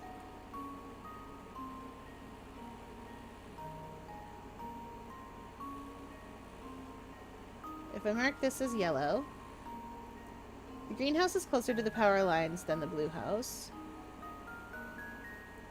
Oh wait, this can't be the blue house.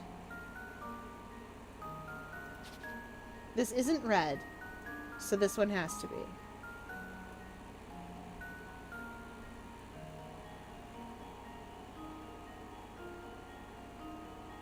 The yellow house is closer to the lake than the greenhouse.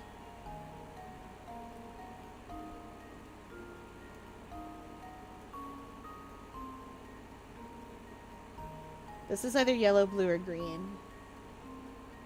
The greenhouse is closer to the power lines than the blue house. Let's call this green. The yellow house is closer to the lake than the greenhouse.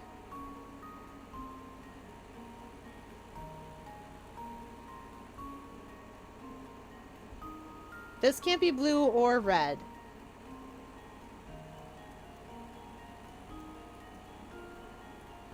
It must be yellow. And then that must be blue.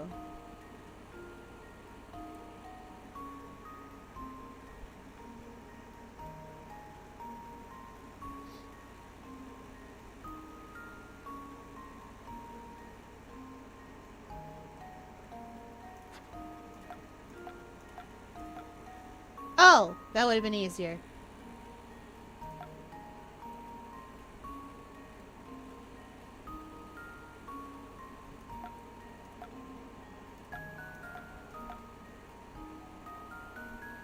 Red house is closer to the pine tree than the blue house. That's the red house.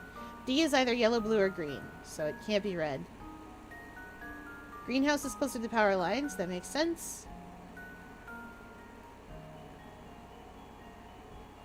Yeah, this should be right.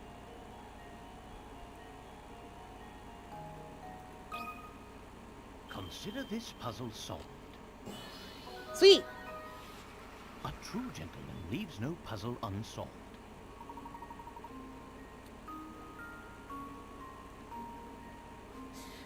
That's right. This is one of those puzzles where you need to use the given conditions to deduce the answer. Neat. I did it. Yep, that's the house. Now I'd better get moving. No rest for the mail carrier and all that. Ain't no rest for the wicked. Money don't grow on trees. I got bills to pay. I got mouths to feed. There ain't nothing in this world for free. No, I can't slow down. I can't hold back, though, you know. I wish I could. Still, there ain't no rest for the wicked till we close our eyes for good. Etc.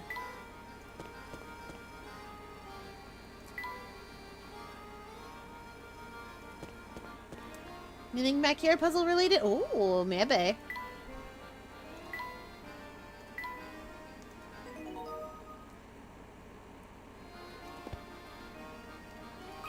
You seem like a puzzle. This whole festival is being put on by the Andersons, the wealthiest family in the village. As you're new here, let me dish for a moment. Have you seen their place at the north end of town? It just turns your eyes green with envy. Well, Mr. Anderson has a young daughter who's grown up to become quite a beautiful young lady. Her name is Katya, and she is the unusual combination of beautiful and sweet. Plus, I hear she's very respectful towards her father, unlike most youngsters. Fierdune's mad at me for killing her male wife. Aww. See, that's why you have to make sure no one can kill your male wife by making him as strong as possible. That's what I did with Chrom in Fire Emblem Awakening. Made him as strong as possible. My big buff Cheeto Puff, who was absolutely still a twink. Now the thing is that then I got to Fire Emblem Three Houses and I have Dimitri. And oh boy. You and Chrom have an equal partnership. Where he's a sword guy and you're a wizard. You have a nice equal partnership where you're both descendant of dragons and you have cool powers about it. And you love each other very much. And I love that for me. Dimitri, on the other hand, Dimitri Fire Emblem crushed a man's skull in his hand. Just one of them. And while that man was still alive, it wasn't like a crumbling skull. He just killed a guy. And I love that. I love that for him. He told me that his enemy, that my enemies were his enemies. And basically just said, point me at him. And I was like, yes, you are for me. That's, hi. Byleth Dimitri is like my favorite thing. Now, that said, I am a multi-shipper for those of you that care about these things. I will ship whatever I want with however I want. None of you can stop me. I don't care. It's fun to think about, and it's like having Barbie dolls. You take them out of the box, and then you make them smooch. And then you put them back in the box, and then next week you take them out of the box, and they're at each other's throats because they're different people. You know, like how American Horror Story, every season has the same actors, but they're different people in that new season? It's like that. And, like American Horror Story, sometimes it's okay. And sometimes it's garbage. And sometimes you just make them smooch. Plus, I hear she's very respectful towards her father, unlike most youngsters. Oh, kids these days. The only thing they love more than sassing their parents are those oversized pants. Oh, sorry, I do believe I've gone on a rant. Did you need something from me?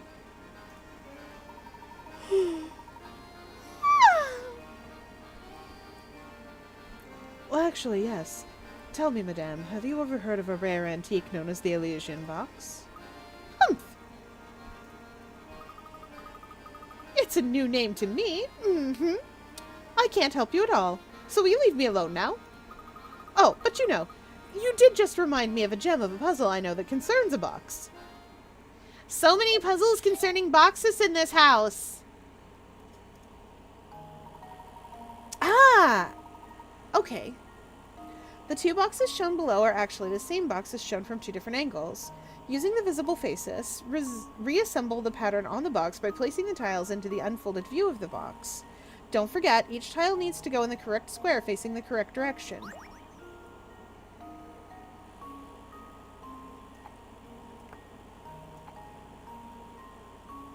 Oh ho! But triangle actually goes here. And that will also get it to face the right way.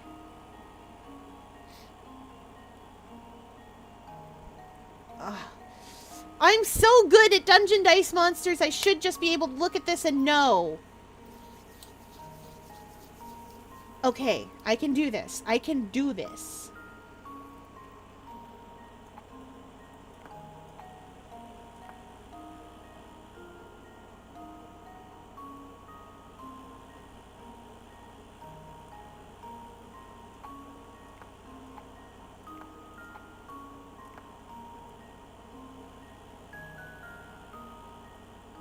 Chad, I don't know if you know this, but I am good at Dungeon Dice Monsters.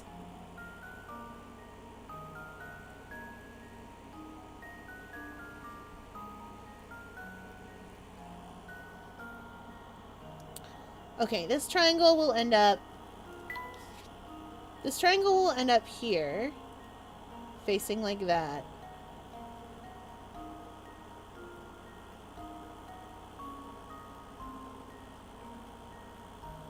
And the man will end up...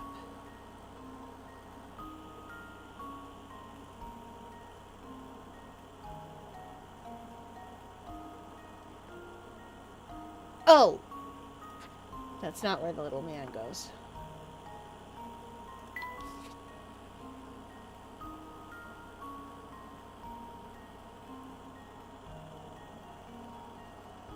That is where the triangle goes.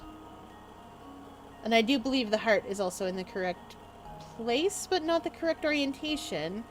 Because when I fold this in, this square goes here. That square is going to come...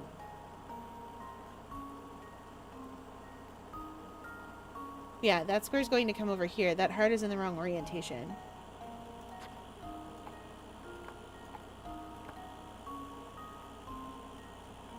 There, heart's in the correct orientation now.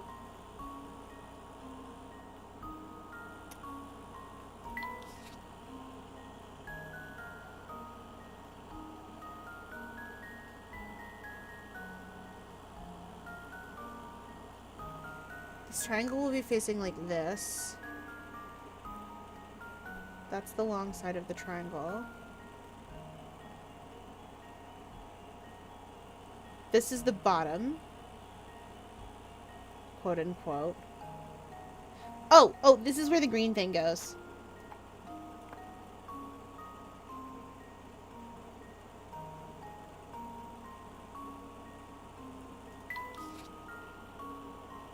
This folds once down, and then this will be facing...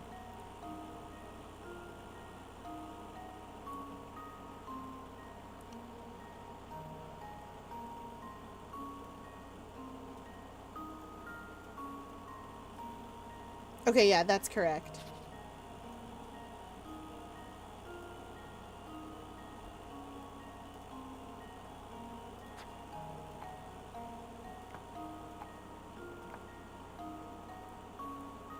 Then that should be there, I think.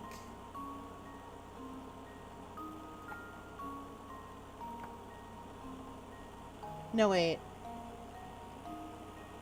No. That folds down. That folds over.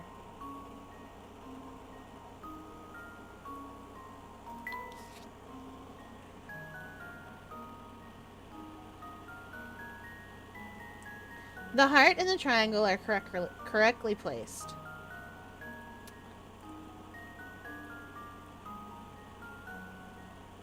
The triangle has to point at the top of the little guy, which it'll do once it's over here. And the little guy has to be holding hands with the tree.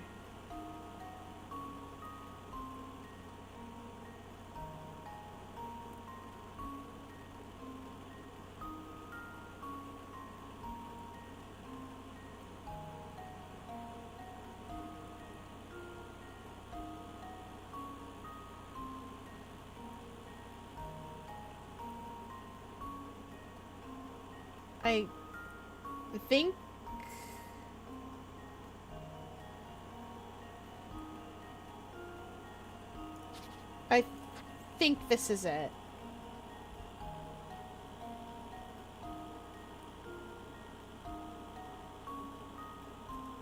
I'm pretty sure this is it. Consider this puzzle solved. A true gentleman leaves no Okay. puzzle unsolved. Ooh, 700 comments on your teapot video. Good work. That was really hard. Was it hard converting the 3D shape of the box into a flat 2D image in your head? Yes! I did not care for that. But I did do it.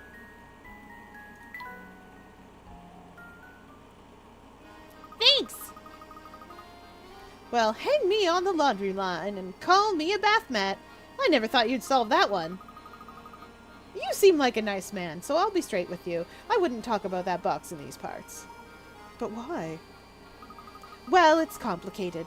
I've given you my advice, so smarten up and follow it.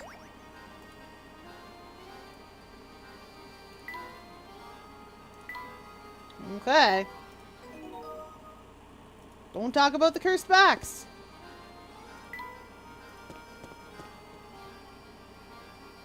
That's Granny Riddleton.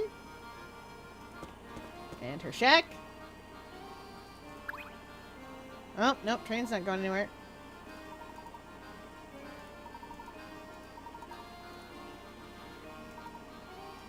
Yes, we've already had this conversation several times. I don't know how this happened. You posted a cool thing like I did. Oh, that reminds me, chat. Since we're here, I'm sure that you have all heard about the payment processors and all that. We're not going to talk too much about it tonight. I'm sure that the long story very short is payment processors should not be able to decide what you purchase on the internet. That's dangerous.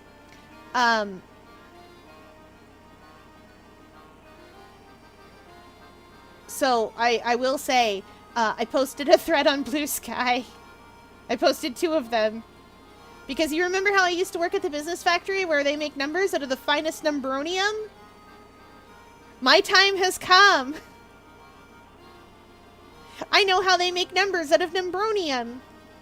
And I know how to make it so they can't make numbers out of numbronium. I can ruin the number mines! And I needed to pass that along to everyone.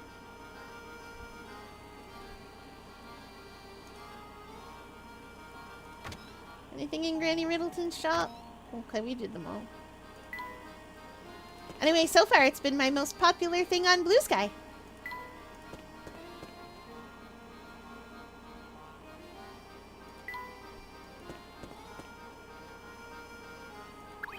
Oh, no, she's not a puzzle anymore. She's been so many puzzles.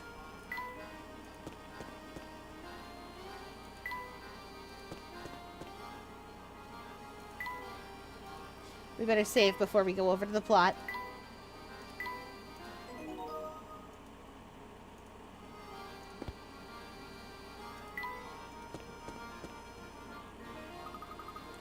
My goodness, look at this place. Phew! We made it back in time to catch the competition. If we've been informed correctly, Mr. Henderson is judging the entries. So he should be somewhere around here, right? Indeed. I wonder which of these gentlemen walking around here is our man. Uh-oh. It looks like the two men over there are getting pretty hot under the collar about something. I wonder what the matter is. Fier, do you think my art is, like, actually good, or are you just saying it because it's a nice thing to do? No, I think it's actually good.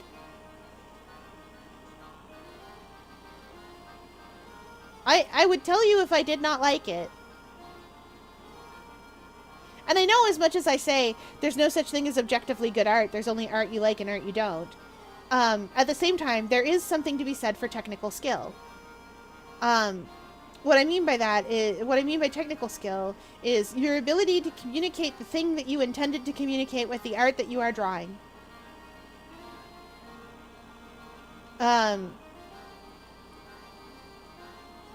If you are trying to draw a cat and someone else looks at it, and enough someone else's look at it and go, wow, what a cool dinosaur, maybe you have not got the technical skill to draw a cat. But that's okay. I do like your art. It's very well made. It's clear. I can clearly see what you put work into and what you've been practicing. For instance, when you were drawing a lot of Sebastian, you had a lot of lighting from different angles because he's got a light on his face. The worst. And because a lot of the light in Pressure is from underneath. Because the light doesn't always work, or it's smashed, or it's broke, or it's weird. So a lot of light's in weird places, and your perception of him is in a weird place because he's like 15 feet tall. Or like, no wait, he's not 15 like feet, he's like 15 meters. He's bonkers big, is what I'm saying. He's a huge man. Chonky lad. 10 out of 10 fish. Fish! Him's a big fish. Would love fish. Cuddle, cuddle a fish. Yeah, 20 meters is like 100 feet, by the by. I think. Freedom units. I don't know how they work. Well, I sort of do. It's 3 feet to a yard.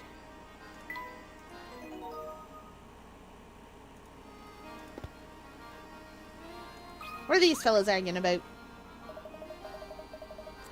Well, just look at that mangy coat. Anyone with 2 eyes can see that's no bovine of mine. I know what's going down here. Someone swapped my cow for this lemon. Well, what do you want me to do about it? Can you at least point out which cow's yours?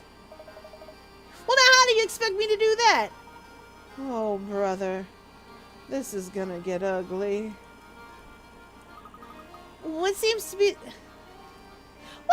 the problem, sirs? This fella here seems convinced someone swapped out his prized cow for another. I'm telling you, that ain't no cow of mine. My girl was perfect from horns to tail. See what I mean? There's just no reasoning with him. We can't start the contest with him carrying on, but I don't know how we can clear up the situation. I'll take care of this. I bet the cows would know if any monkey business went on. Of course. Why didn't I think of that myself? I'll leave this one to you, Luke. Now, chat, inexplicably, literally inexplicably, Luke can talk to animals. This little boy is powered. He can talk to animals. And it's not like reading their body language or any of that stuff. Literally, he can talk to and understand animals.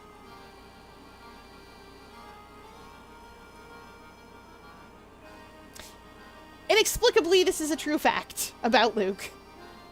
Can anyone else do this? No. Later on in the series, there are, in fact, talking animals who can talk, like, "Ow! No, I done been bagged. No." Whoa. Later on in the series, there are actual talking animals who talk like I do with their mouth parts. But these animals do not. But yes, Luke can inexplicably talk to animals. Maybe there's a wiki reason, but I never looked it up. Excuse me, miss. Can you help us out here? Moo. Moo. Oh, I see. Moo. Moo moo. Did you find out anything of use? Well, I sure did. If I had to sum up our conversation, it'd go something like this. A puzzle. Misinformation. I needed you all to know that it says misinformation.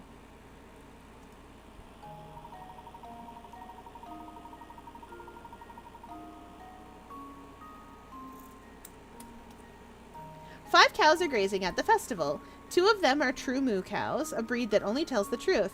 The other 3 are no-way cows, a different variety that always lies.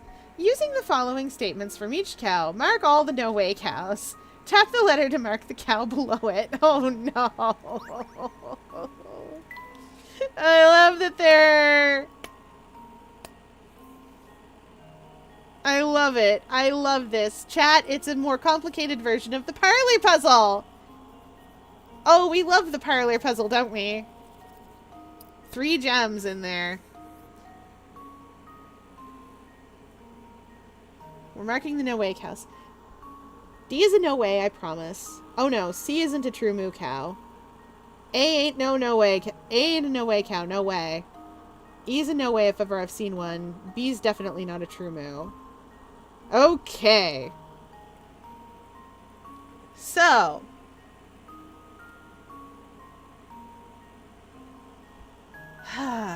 There are 3 no-way cows? Yeah, there are 3 no-way cows and 2 cows are telling the truth.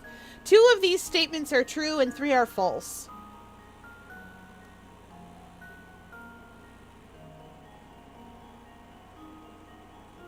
Okay, so 3 of these statements are true.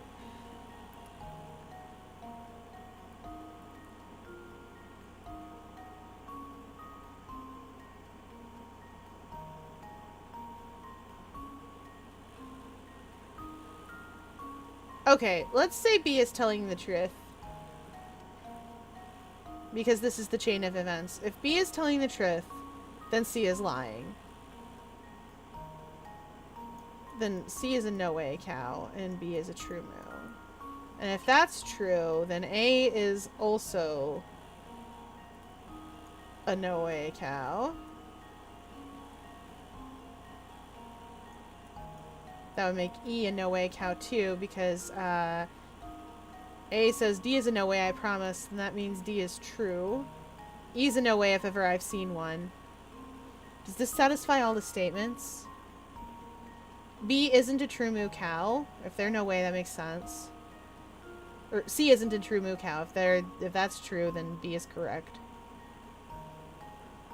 B's definitely... Yeah, I think this is correct. I think it's A, C, and E. Because if that's true, then D is correct. And B is also correct. Yeah, okay, it's A, C, and E.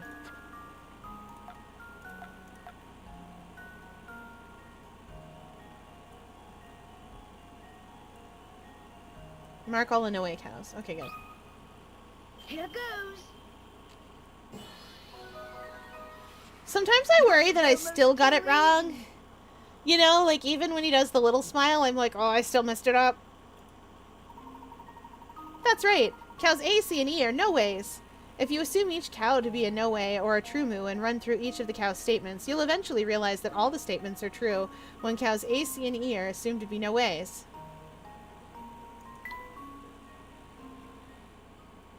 They mean all the statements are correct, not true. Well, it looks like these two ladies swapped places while waiting for the competition to start. Things should be all sorted out now, though. Oh, you betcha! Look at that build, that lustrous coat, that soulful gaze. That's my cow, no doubt. So everything's okay by you? Better than okay, kid. With my darling back, I'm a shoo-in for that blue ribbon. Thanks. Wow, Luke. You sure have a way with animals. Aw, it's nothing really. Look over there, you two. They're about to announce the winner. So quick! And the winner of this year's Dropstone Dairy Crown is...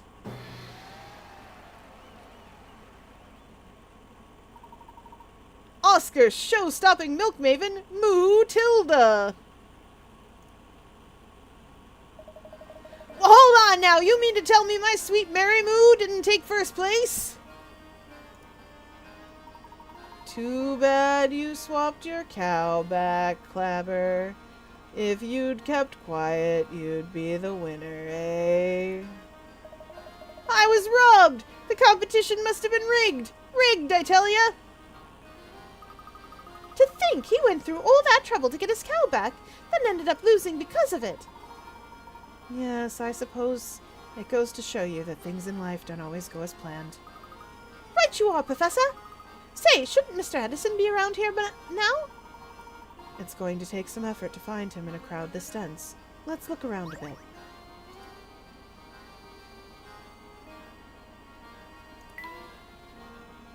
We've already seen Mr. Anderson. Just saying.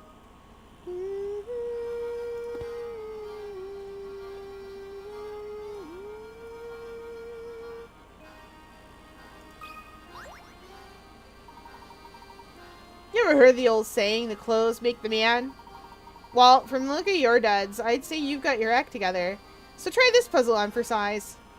Okay, Lopez.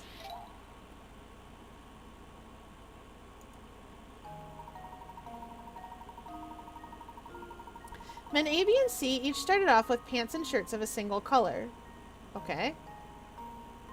A wore red, B wore blue, and C wore white. Yep. Then they were blindfolded and swapped items of clothing. After they took off their blindfolds, here's what they said. No one's shirt and pants match. It looks like C's the only one of us who didn't keep any of his original clothes. I don't know if I like these red pants. Change their clothing by tapping on them and assemble their current outfits using the clues given. Oh, okay, so... Oh, okay, I get it. You've got red pants on.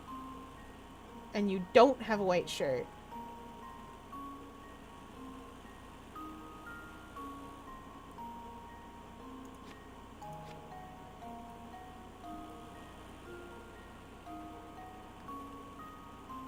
No one's shirt and pants match. Looks like C's the only one of us who didn't keep any of his original clothes. So you must be in a blue shirt.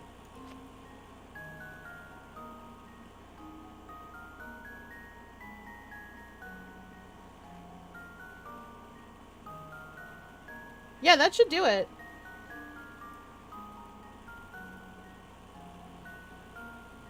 I don't want to overthink it, but I feel like that's that. If he's wearing red pants and nobody matches and he's not wearing his own, that has to do it. Consider this puzzle solved. Yay, I didn't overthink it. Leaves no puzzle unsolved. So good at this. Nicely done. You know that C is the only one not wearing something from his original outfit, meaning that he's not wearing anything white. You also know that he has red pants, so his shirt must be blue. Since A and B are each wearing pants, or a shirt of their own, you can deduce that A is dressed in a red shirt and B in blue pants. And with all that settled, all you have to do is place your remaining white items in the right places, and your puzzle is solved. We did it. So good at this. There's nothing tackier than when your shirt and pants don't match. That's fashion rule number 1. Rule number 2? No one can pull off sequins. But with that sweet suit of yours, you're golden. No swanky nightclub will turn you away, I guarantee it. To be fair, some people can pull off sequins. Her name is Marilyn Monroe. And she can absolutely do it. Could. That dress is famous. Side note, Madonna can also pull off sequins. 'Cause we are living in a material world, and I am a material girl. Oh, oh, we are living in a material world.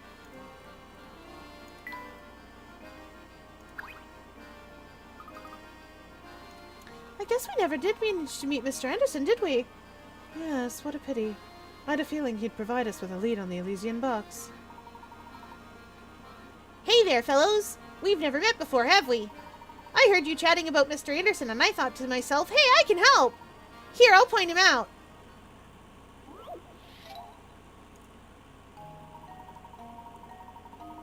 Who's Mr. Anderson?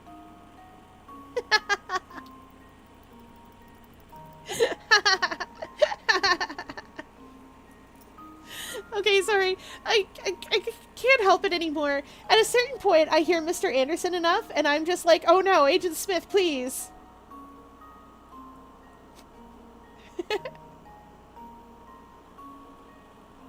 Because little known fact, Neo's name is Thomas Anderson. He's a computer programmer.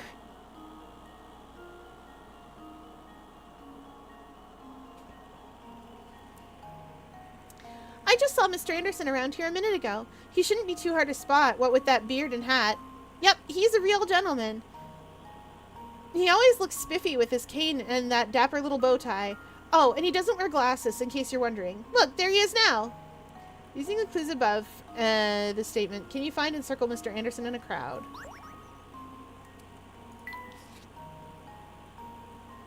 Okay.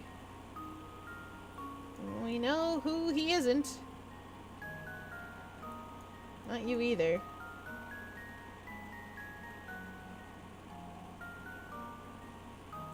With that beard and hat. Yep, he's a real gentleman.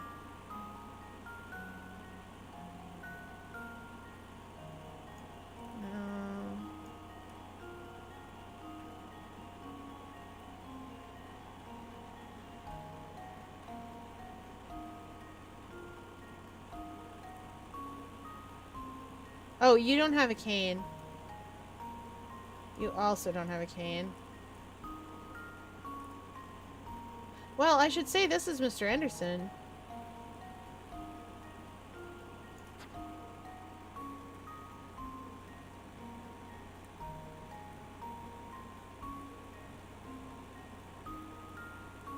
Now, this puzzle would have been significantly harder in the Japanese because mustache and beard are the same word.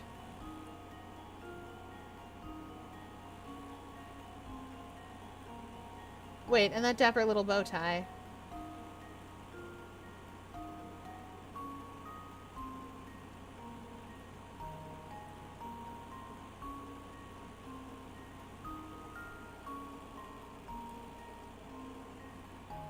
You don't have a dapper little bow tie. Can't tell if you have a dapper little bow tie, but you definitely have a beard. Wait, is it you? Is it this tiny little fellow? Is that a cane?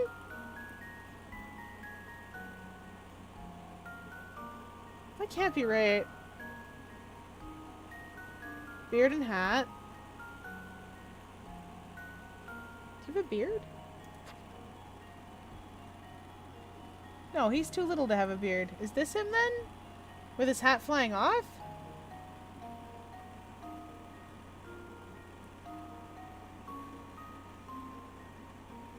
That's not a cane. That's a woman.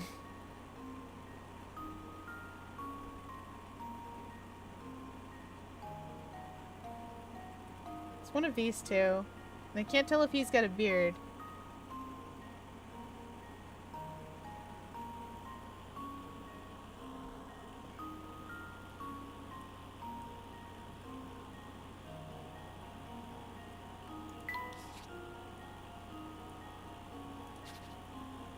Okay, definitely not you.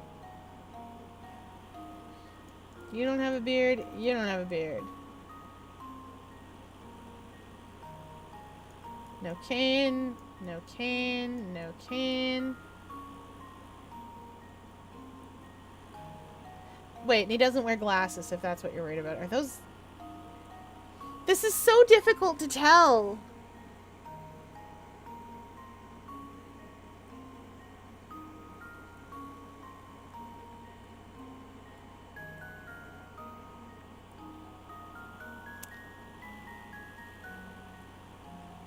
Because I can't tell if those are glasses.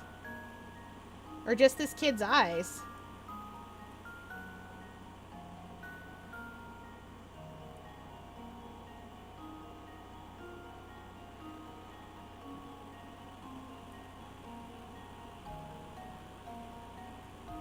I'll go for it.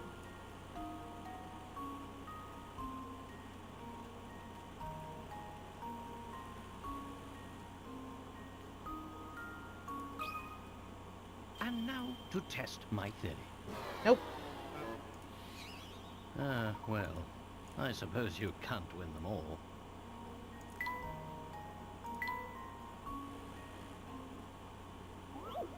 You better not be the dog. I've had enough of it being the dog. Consider this puzzle solved. Yeah, okay.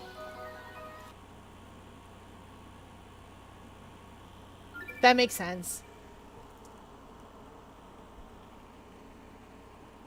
Because it is still his hat.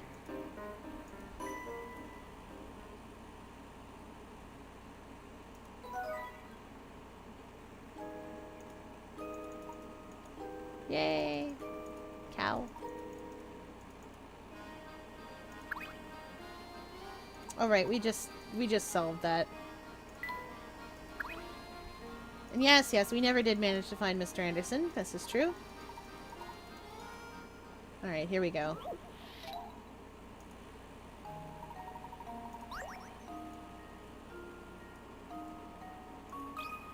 Didn't even need to read it! I'm so good at this! My theory. And there we have it. Good eye! It looks like the wind tried to carry off Mr. Anderson's hat.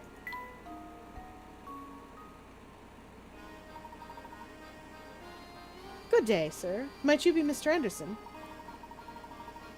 The one and only, my friend. And whom do I have the pleasure to be speaking with? My name is Herschel Layton. My friends and I have come to this fine town in search of the Elysian Box.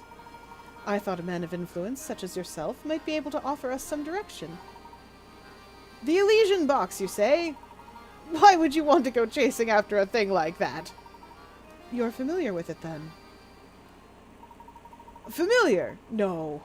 But I do believe my dear mother once searched after the very box you speak of. Interesting. Please elaborate. Ah, well, my birth mother died when I was very young. The mother I speak of is actually my mother-in-law, Sophia. She founded this village way back when. A kinder soul I never met. Sharp, too.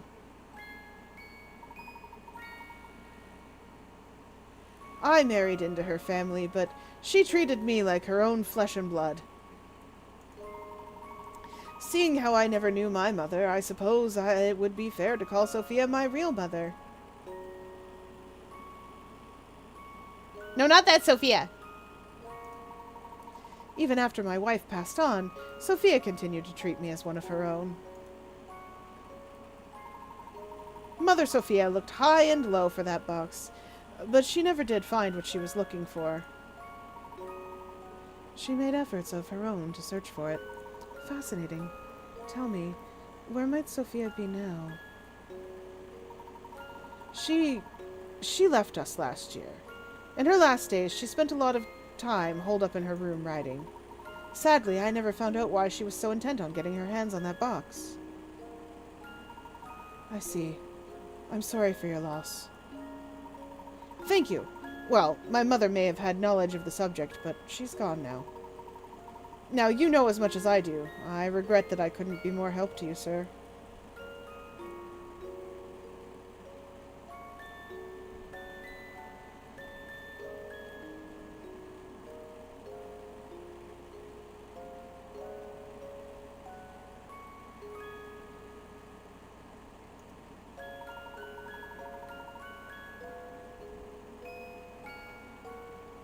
I'm a sucker for the music box.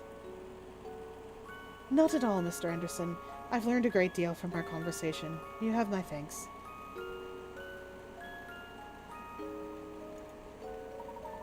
Oh, one thing before you go, Mr. Layton. Please take a look around you. These picturesque hills, these happy people. Dropstone has been blessed with so much. Sophia turned this place from nothing into a village full of warmth and camaraderie. Dropstone mustn't ever be allowed to wither and fade like so many other villages. After all, too many sacrifices were made to make this place what it is. Ah, forgive my ramblings. Once I start talking, sometimes I have trouble stopping. Enjoy your time in Dropstone and be well. Good day.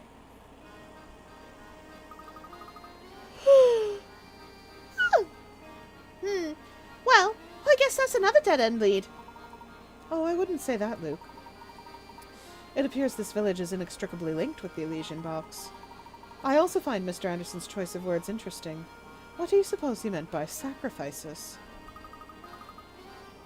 Sacrifice! Sacrifice! Sacrifice! No, staff. No, it's fine. I'm not asking for actual sacrifices. Yes, I'm sure. I'm a hungry little octopus, but not that hungry. Can I be the sacrifice? No! Catoid is also correct. No! You can't just say yes. That's not how it works. No! I'm not gonna eat my only mod. That would be the worst. I would hate doing that.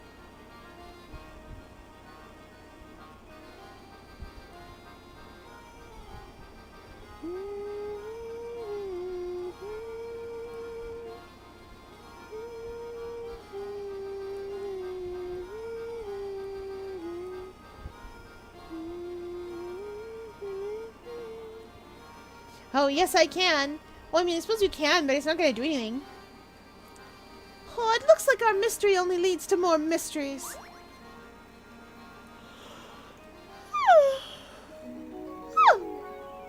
The professor, Luke, and Flora decide to head back to the train station.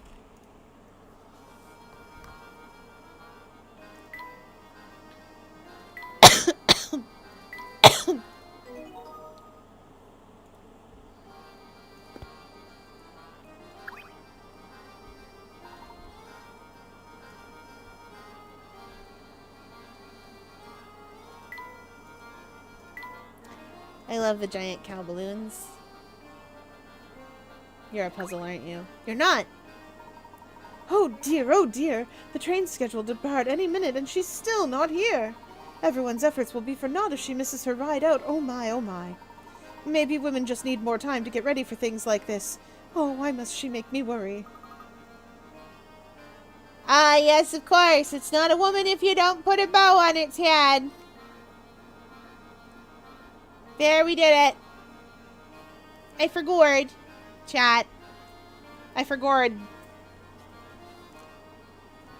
Gotta put a bow on. Your bows are beautiful. You can't stop me from wearing them. My ugly bows. No, they're beautiful. I love them. The bows are back.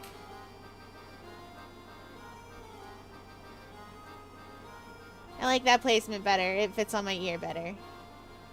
It hangs in my eyes, but we suffer for our fashion. Wait. We suffer for our fashion. What if I move it over just a tiny bit?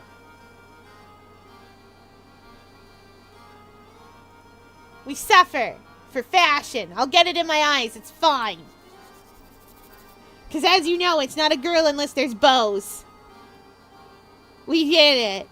I love these bows. I'm gonna put them everywhere. I wish I could just, like, rotate it gently. I probably can, but I'm not going to bother. Whee! I love these. Okay, I lied. I'm putting it in a different place. Right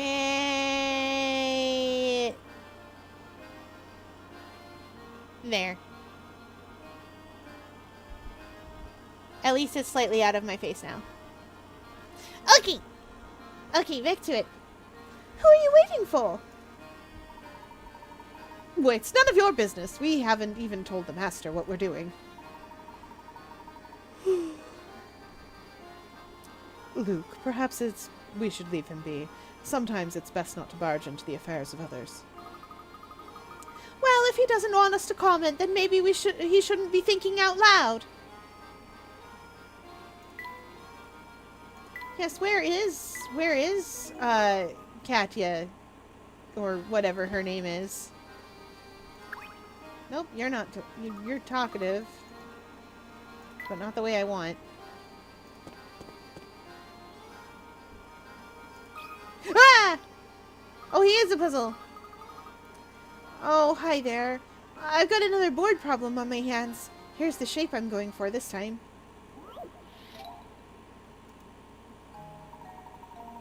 Oh no. Well, here we have yet another inconveniently shaped board.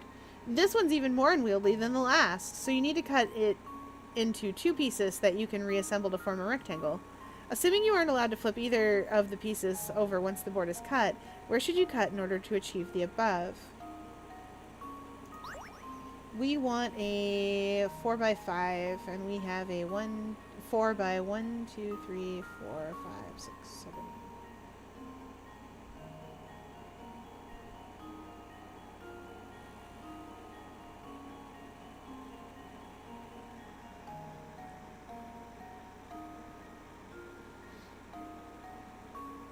I need to slot these pieces into each other.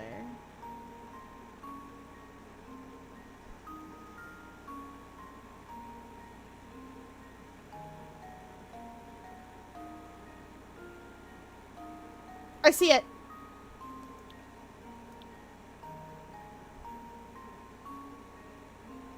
This is going to have to slot in there.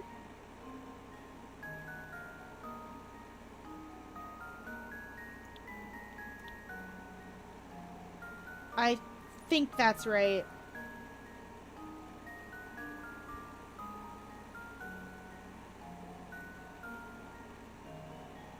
Wait.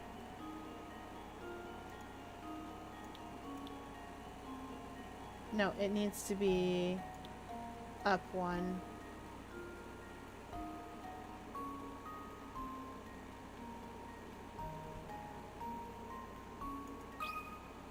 I think that's Consider right. this puzzle solved. Yeah! I'm so good at putting Tetris blocks together. Even when they're funky. I love these bows. I love them. Val took like 7 minutes to whip them up. And by that I mean whip one up and then I made more. And they make me happy.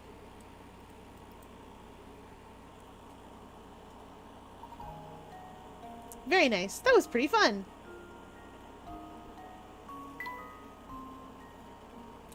Do, do, do, do, do. You are really something else. Something amazing. I thought I'd have to scrap this board, but now I can use it to build my shed. You got a battery. Use it to rebuild the camera. Oh boy, I love rebuilding the camera.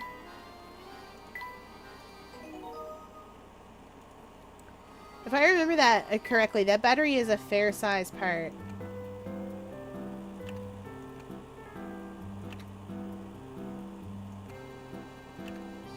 Sweet. Okay, this one actually does go here. We literally have like 1, maybe 2 more parts for this camera before it's done. Look at that. It's beautiful.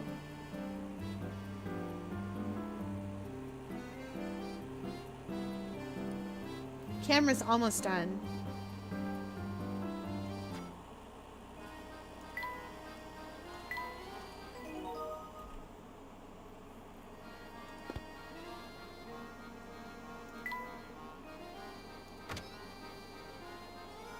Oh, she's back. I bet she's a puzzle. And this is why we go back and look over everything before we go to the plot. Because she's a puzzle. Oh dear, I forgot to get apples for tonight's meal. Say, that reminds me of a puzzle I once heard. Would you care to hear it, sir? Yes.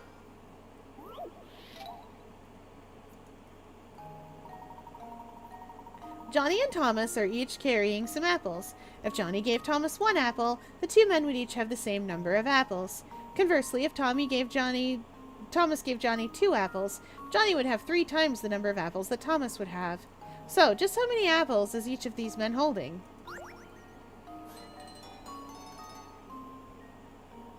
They're holding 2 apples each. If Johnny gave Thomas 1 apple, the 2 men would each have the same number of apples. Oh wait, sorry, they're not holding 2 apples each. That can't be right.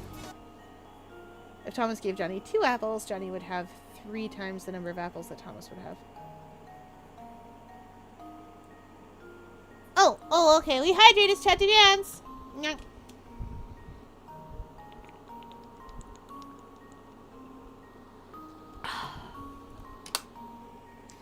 And a big stretch. Big stretch. And for body break, we'll do some twists. 1, 2, 3, 4, 5, 6, 7, 8, 9, 10. Okay. Actually, we did just save. Maybe we'll do this another time. That's it, chat. This is a cliffhanger.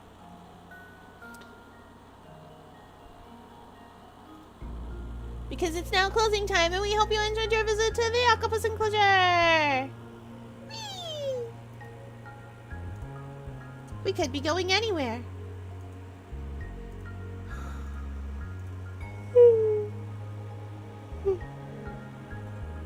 We could be going anywhere.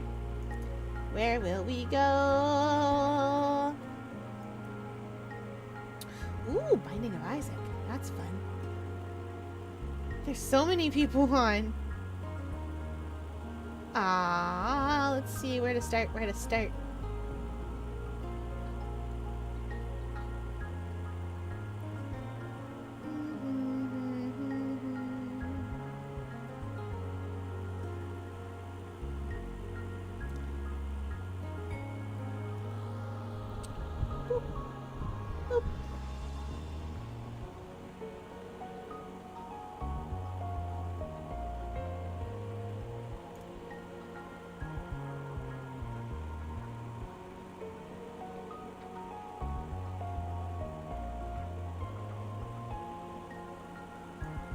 Okay, because I don't have it yet, we're gonna go see UFO Me.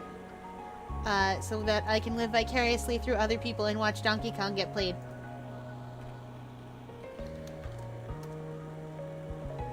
Alright, chat, that is it for tonight, everybody. I will see you all tomorrow for...